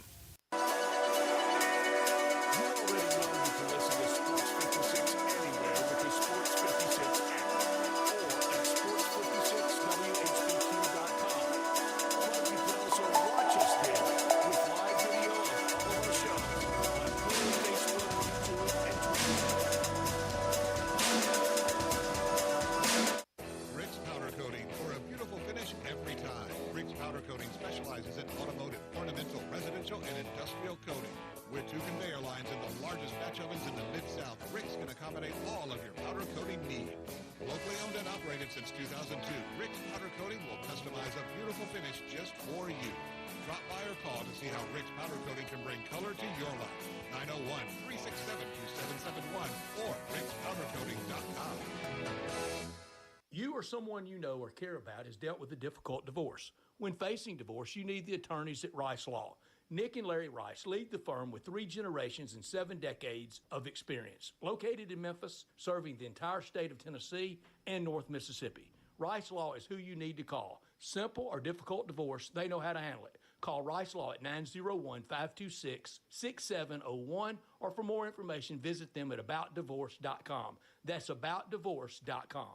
I'm Chevy County Sheriff Floyd Clark. If you're really looking for a career that provides a sense of accomplishment, then become a deputy sheriff or a correctional deputy, because your change will make a difference in our community. It's more than standing behind the man, it's standing up for you. Find out more at SESOcareers.com. That's SESOcareers.com. Come be the difference. This is the story of the one. As a maintenance engineer, he hears things differently. To the untrained ear, everything on the shop floor might sound fine, but he can hear gears grinding and a belt slipping. So he steps in to fix the problem at hand before it gets out of hand. And he knows Granger's got the right product he needs to get the job done, which is music to his ears. Call CraigGranger.com or just stop by. Granger, for the ones who get it done. You know, sometimes I wish I had a gun. Well, I'm armed, but before I bought one, I still went to Top Gun Academy to learn to protect myself without a gun. How is that possible? Top Gun's personal protection training. It's perfect if you want to protect yourself without firearms. I don't know. And it's perfect if you feel the need to carry a gun for self-defense, because the last thing you really want to do is shoot. That is scary. Not at Top Gun. It's very comfortable, and you learn to load, handle, and shoot a handgun safely. Protect yourself. Go to Top Gun Academy. They're at 2770 Winton Road. Fall's coming. You have a lot to prepare for. Back to school, family gatherings, and staying on top of your health. The virus that causes COVID-19 continues to evolve, so this fall make a plan for COVID-19 vaccination. Ask your doctor to learn more. Sponsored by Pfizer. Sports 56 morning. This hour is brought to you by Jenkins Floors and More. Now, the leader of the AutoZone Libertyville inside college football hour. Here are your hosts, Greg Gaston, Eli Savone. Welcome back, everybody. 9:30 is the time. So we're talking about some of the schools, most of the schools that have been listed on one list or another as far as the playoff contenders. Are there some out there that aren't getting that much pub that need to be talked about, that could be a surprise team? Again, you're talking about a lot of slots that are available. Now, if the SEC and Sankey gets his way in the Big Ten and they take up to 8 slots or crazy 9 slots, can you imagine they got 5 from the SEC? Can they do that 5 and then 4 for the Big Ten? That's 9. Then the 2 other champions. If Notre Dame isn't in, they can. Yeah, 2 other champions from the Power 5 and then the Group of 5. I mean, that's just crazy. That's ludicrous in my opinion. Now, could 5 of the 12 best be from the SEC? Absolutely. 4 of the best of the 12 from the Big Ten? Yes. I just don't see the committee members, Harold, getting behind closed doors from all different regions of the country and different conferences and coming to the conclusion that 9 of the 12 should be from the 2 power conferences. If that's the case, again, you might as well have the breakaway. Short answer to that statement, yes, if that were to happen. I think the number 5 for either conference, to me, seems a stretch. Me too. 4, okay. Yes. That's reasonable. Yes. 5, edging towards half of the field. Right. Then we're, 4, I think, is reasonable. Yeah, what are we talking about see here with 9 of the 12? But again, it's a possibility. But I mean, just look at the rankings, though. I mean, the SEC is that good. Yeah. Yeah, but that's just a preseason ranking of a bunch of media members or the coaches one. Well, no, but so you think they're completely wrong? You think there should be a bunch of teams from the Big 12 in there? Or, that's what everybody believes are the best teams? That's... No. So the idea of them getting 5 when everybody believes that they're that good, why should that be crazy? No, I don't think they're necessarily wrong. Why should the committee say, no, you guys have the 5 best, but by golly, we're not willing to do it? No, I'm not saying they're necessarily wrong, but they're not going to be right with every single team. Every single program that's listed in that top 25. There's going to be programs that will surprise, and they'll be in the mix, and there's others that will drop off. And we were just talking in our first segment about most people believe Michigan will be one that drops off. And who knows? But there's certainly one that's being talked about, that Clemson won't be able to come through. And I think Clemson will be strong this year. Chic pick is Miami, but... Yeah. No, I agree about Clemson. I think the ACC is a 3-team race. Clemson, Miami, Florida State. What about Va-Tech? Va-Tech is getting a lot of love, that they feel that they could be in the mix with those teams. Virginia Tech, we talked a little bit about West Virginia earlier in the week with Barrett Sallee. Just trying to think outside the box. The Big 12 is so wide open, you never know what could happen there. Yeah, I mean, good. There, in all likelihood, there will be some, or at least a surprise team out there. And again, the schedule's kind of, because of the complete unbalance in schedules, it allows teams to have probably a better year than what they actually are, because they don't play. They may miss all of the good teams in the conference or whatever. But again, I mean, the SEC has 8 of the top 16 teams in the rankings to start the year. So the idea of them getting 5 out of 12 in a playoff should not be crazy at all. And going to the schedule topic, Eli, I do think that that's going to be a big factor to watch as the season goes along. Depending on the conference, just because a team has an impressive record, I think it's going to go back to who'd you beat. Yeah, and exactly. And especially when you're comparing like a 2-loss team out of one conference versus a 1-loss team out of another, or even 2-2 or whatever. Absolutely. And I was going to bring that over to the SEC conversation. Does a 2-loss SEC team make the playoff? Well, I think it's going to depend on who are those losses to, and then who'd you beat. I mean, if you beat lesser teams and you lose to the more powerful teams, as you balance that out, what'd you really prove? Well, you beat up on the not so fortunate and you lose to the real competitors. I don't think that gets you in. Well, there will be 2-loss teams in. So as the season goes along, I think that's something for all of us, fans and media alike, to watch that balance of who'd you beat, and if you lose, who'd you lose to? Well, I think that's really going to be a factor. Well, you're right. But with 12 teams, there's going to be 2-loss teams in. The question is, if it came down to it, how do you compare, let's say, if you're looking at a 2-loss non-conference champion, Oklahoma State, for example, and let's say Ole Miss lost 3. How do you compare that? Well, I think it goes back to who'd you beat, who'd you lose to? Again, he's talking about the SEC really having 6 of the top 12. Yeah. In the preseason poll before the games are even played, but we're hanging our hat on that poll because that's the way it starts the season, right? And if you're talking about an SEC team with 3 losses, they could be a really, really good team in that conference with that schedule, as opposed to a Big 12, which we don't believe is that good top to bottom. How do you compare a 2-loss to a 3-loss? Again, starts with schedule for me. Evaluating who they beat, who they lost to. To me, a 3-loss team, I don't care what conference you're coming out of, that seems like a stretch. So you're not putting a 3-loss team in? I wouldn't. That just seems, okay, wait a minute. Are you really one of the best 12 teams? Well, but it's a fair point. But what if it's the... But again, you got to see who'd you lose to. Were they close games? Are they, was it a buzzer beater, field goal, or something? Right. So, I mean, there are a lot. I say that here on, what is today, August 22nd. That I wouldn't put a 3-loss team in, but let's see how it plays out. Again, for me, it's going to go back to that key salient point for me to watch as the year goes along. Who'd you beat? Who'd you lose to? And then balance that out and assess it, evaluate that. But what I mean, for instance, I have Texas in front of me here. Texas loses at Michigan. Reasonable. Okay, yeah. Road game. Then in conference play, they lose to Georgia.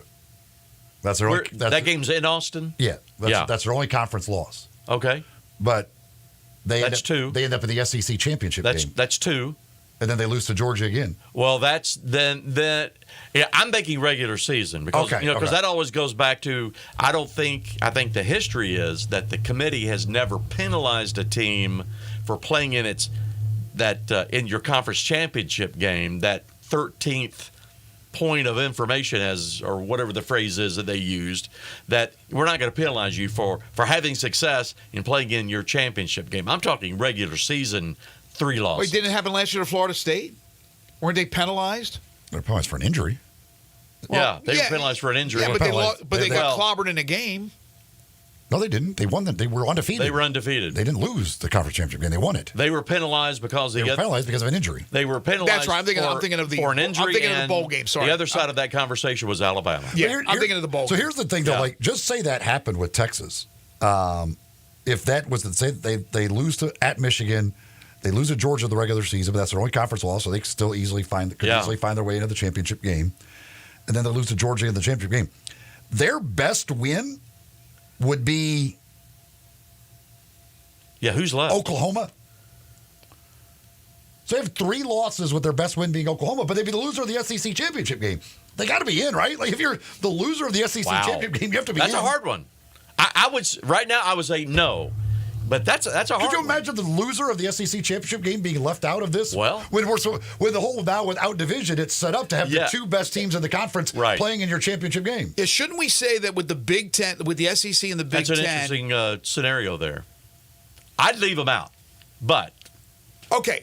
We'll see. Shouldn't we say that the SEC and the Big Ten? I can't go as far with the ACC and the Big 12, but the SEC and the Big Ten, that the 2 teams playing for the championship are automatically in the play. I know they're not going to have a rule for that, but in reality, the 2 teams in the SEC and the Big Ten championship should be in the playoff. Absolutely, 100% should be in the playoff. Again, I think they will too, but I think that's why I would like if Memphis is in. To me, they will be playing either the loser of the SEC championship game, the loser of the Big Ten championship game, or Notre Dame. I think that's your field for the 5th seed. Right. I think most years the loser of the Big Ten or SEC championship game will be the 5th seed. One of those 2. I would agree with that. See, but in that scenario I presented, all that is telling you. I mean, Texas in that situation might still be they might be the 2nd best team in the SEC. They just had to play Georgia twice. Yeah. Right. Where you can take another team who didn't play Georgia at all, got lucky enough that avoided Georgia on their schedule, and they have 2 losses or 1 loss, but just because they didn't have to play Georgia. But Texas had the unfortunate situation of, well, we had to play Georgia twice. It's the problem with an unbalanced schedule, but it's going to be unbalanced because you have so many teams in the conference. You can't play everybody. What about a team like, let's say in the ACC championship, I don't know, Miami and Florida State played, and they each came in with 1 loss. And Miami nips Florida State on a field goal at the end, and Florida State now has 2 losses. Miami has won. They're the champs. They're in. How do you compare a 2-loss Florida State team in the championship game to a 2-loss SEC team, pick your SEC team, that didn't make it to the championship game? I mean, how do you compare that stuff? See, I always think in the back of my mind that they're going to give, for all this crap that has gone on over the last 3, 4, 5 years, the SEC and the Big Ten the benefit of the doubt, specifically the SEC. Because of the power of the conference. Yes. I'm not speaking the political power, but just the on the field. Yes. And perhaps so. They should. And they should. But the ACC is not chopped liver. It's not. We're not talking about the MAC here. No, but again, Florida State, Clemson, so what? Miami, Georgia Tech. Miami, North Carolina State, Virginia Tech. These are good teams this year. Yeah, but where would you pick any of them to finish in the SEC? I don't know. That's a great question. Yeah. Other than Florida State, you're probably not picking any of them in the top 5. It's tough because they don't play each other in these non-conference games, right? Maybe once in a while they'll play. You can't go back to the bowl games and look at the matchups between the ACC and the SEC in a bowl game and use that as data for the next specifically for the next year. But you can't use the data at all. You're getting Georgia Clemson this year. If Clemson's one of those teams at the top. Well, Georgia's supposedly the best team. That's unfair to Clemson. They're not going to beat Georgia. I'm talking about, again, comparing a team that maybe finishes 4th in the SEC, has 2 losses. They're considering them heavily for the playoff. And then you have, again, pick your poison here, Clemson, Miami, whoever, with 1 loss, goes into the ACC championship, loses that one. They have 2 losses now, which they got in their 13th game. Yeah. Well, again, it's going to be very interesting. They expanded to hopefully avoid controversy, but they won't. Teams 13 and 14. And by the way, in that situation too, like if it's like Miami and Florida State, better both blow out Florida, who's probably going to finish well down in the SEC standings. Yeah, they'll look at those other games. And as far as the playoff, just to look at the mix there, the first playoff poll will come out Tuesday, November 5th. Ward Manuel, the AD at Michigan, is the chairman of the committee. Here's the committee. Hunter Yurchek, the AD at Arkansas. Mack Rhodes, the AD at Baylor.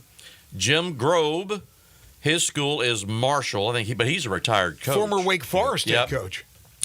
David Saylor, who I think is the AD at Miami of Ohio. They have a school associated with each of these conference members. We mentioned Ward Manuel, Gary Pinkel. His school is obviously Mizzou. Former Mizzou Chet coach. Gladchuk, the AD at Navy. Yeah. Mike Riley, former coach. His school is identified as Oregon State. Rutgers, Kelly Whiteside, SMU. He is also identified as, this is a recusal. I'm sorry. Yeah. This may be the recusal list. I'm sorry. He's identified his recusal list as SMU and South Carolina. Now, Hunter's going to be one of our speakers at the Touchdown Club. I'm about to ask him to explain that. Sure. What's his relationship with those two schools? I don't know that. So, sorry if I confused things here. Chris Alt, Carla Williamson are the other members of the committee. Who's Carla Williamson? AD at Virginia. AD at Virginia. Oh, okay. Ed Scott might know. Yes, exactly. I'm guessing. Was his boss. So that's the committee, unless I missed someone. But when Hunter's here, we'll talk about recusal. Those are interesting. I don't know Hunter's connection to SMU and what was the other? South Carolina? Wasn't Hunter there? Wasn't he the AD at SMU? Where did he come from when he went to Arkansas? He was at Houston before that. Oh, he was at Houston. Huh. So anyway, we can talk about that with him. And anyway, first poll is in November. Okay. And then and we can start sorting out. And people will start arguing about how that team's 13.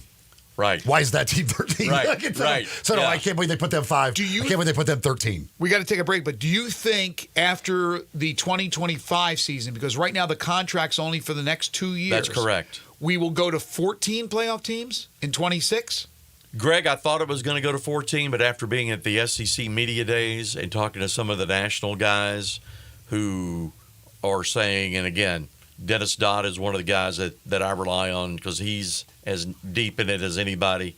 His thought is 16. So I changed my thought pattern based on these guys who follow it every day and are, deep into it in conversations on a daily basis. He told me, he said, I think we're going to 16. So I'm going to say, sticking with the guys that follow it way more than I do on that level, I think they go to 16. See, 16 makes sense, more sense to me than 14. Yeah.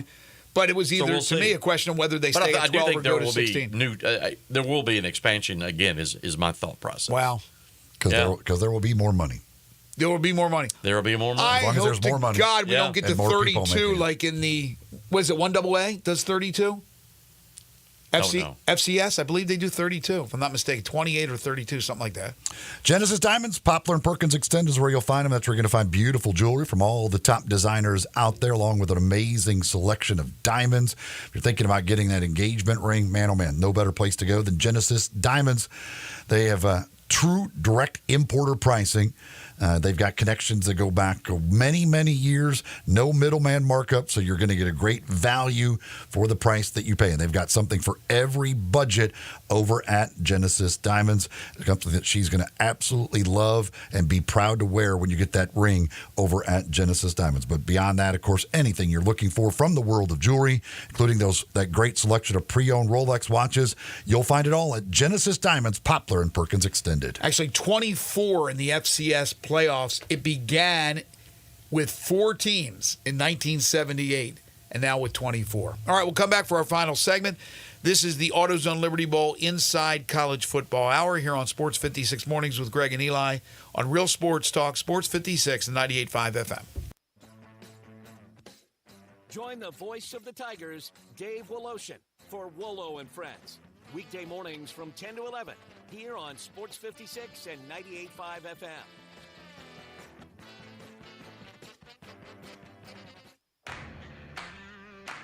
have a job to do. To protect the peace, the pride, and the people of our city. To realize our greatness together. To do the work that matters for ourselves, our families, our community. When you have the strength to serve, learn the true value of a challenging and rewarding career in law enforcement with the Memphis Police Department. Join the best in you. Visit joinmpd.com.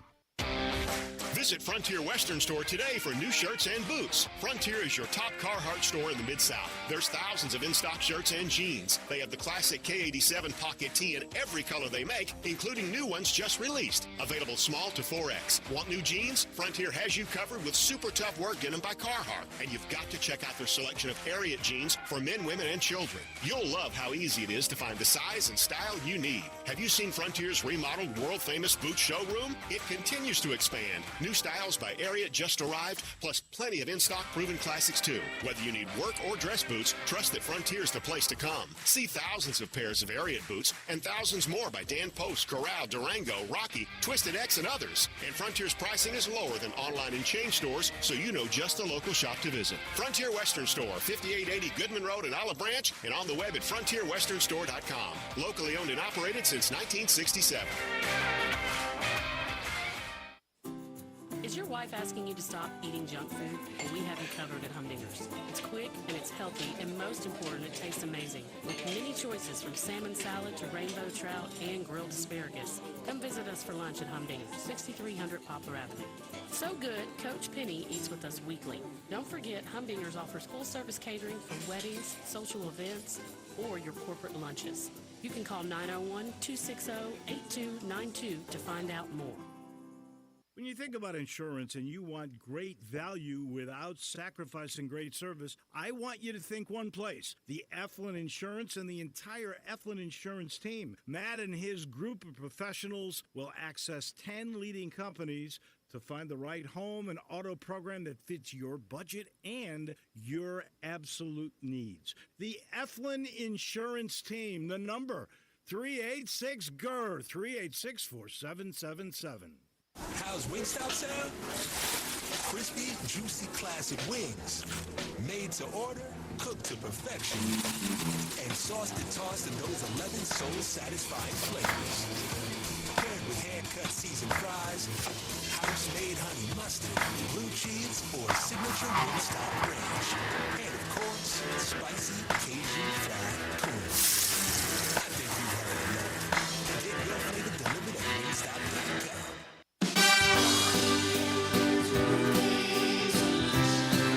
Here for Brian Elder Roofing. For nearly 2 decades, we've installed some of the best roof systems across the Mid-South. To the tens of thousands of clients we've served, we are honored. So many of you call our team at Brian Elder Roofing your roofers. Our team is dedicated to serving you and keeping your family safe, dry, and mold-free. The recent hailstorms have caused massive damage, and many of these will go unnoticed for years, even though the golf ball-sized hail we just experienced in the Mid-South compromises even the best-built roof system.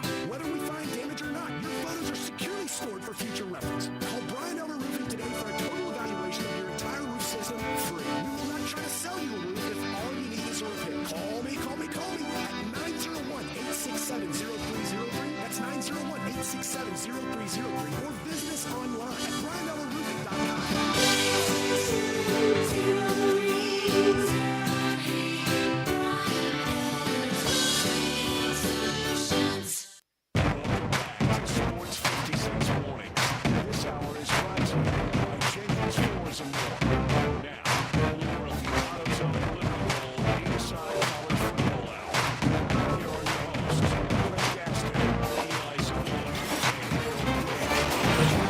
Of course, everybody has an opinion. Everybody's entitled to an opinion.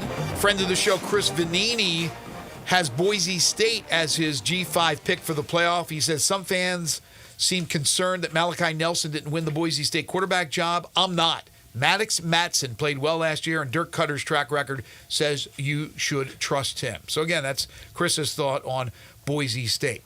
News from Houston yesterday. They got their new AD in, former member of the American Conference, of course, now in the Big 12, Eddie Nunez. He had some interesting things to say. Well, it's the president at Houston. Eddie his background, many years at LSU. He's been the AD at New Mexico, now the AD at Houston. They had the press conference yesterday in Houston, and the president at the University of Houston, and I'm a native Houstonian. My dad was a U of H grad, so I have followed U of H athletics my entire life. So this is the president. This is the president, Okay. Renu Couture, and she has been the driving force behind all of the facility upgrades and investment in athletics and getting them into the Big 12. Here's what she said yesterday at their press conference.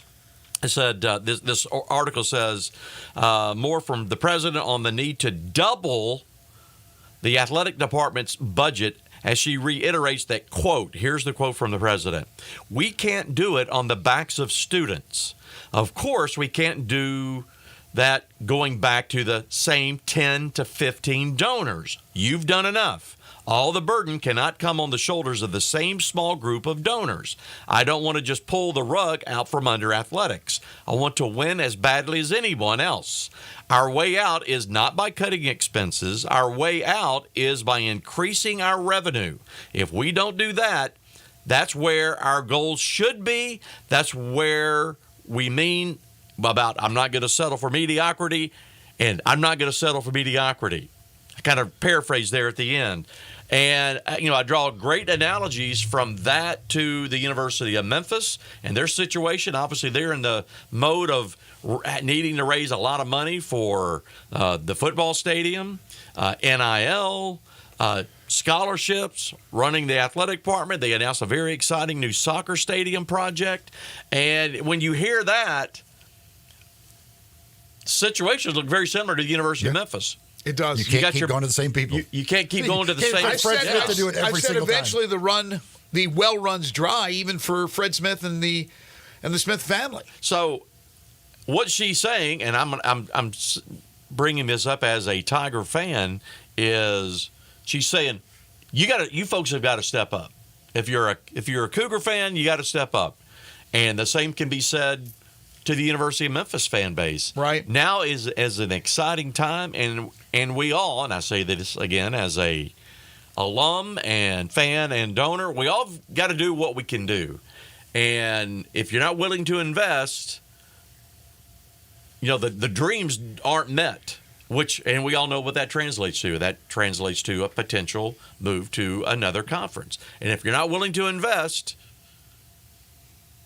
keep your mouth shut. You're not going anywhere. You can't expect it to happen. Yeah. You can't just expect it to So I thought magically that happen. was some pretty strong medicine right there, coming from a president who they did make the jump from the American to the Big 12, but that was one of the things that caused the departure of the previous AD, Chris Perlman, who was a friend of mine and good guy, well respected, but he didn't get it done fundraising wise. And when the word out of Houston is, and I don't know what their budget is, and we can maybe find that, or I'll look it up, but when they're talking about doubling the budget in Houston so that they can be competitive, I mean, obviously it's in the context of being competitive within the Big 12.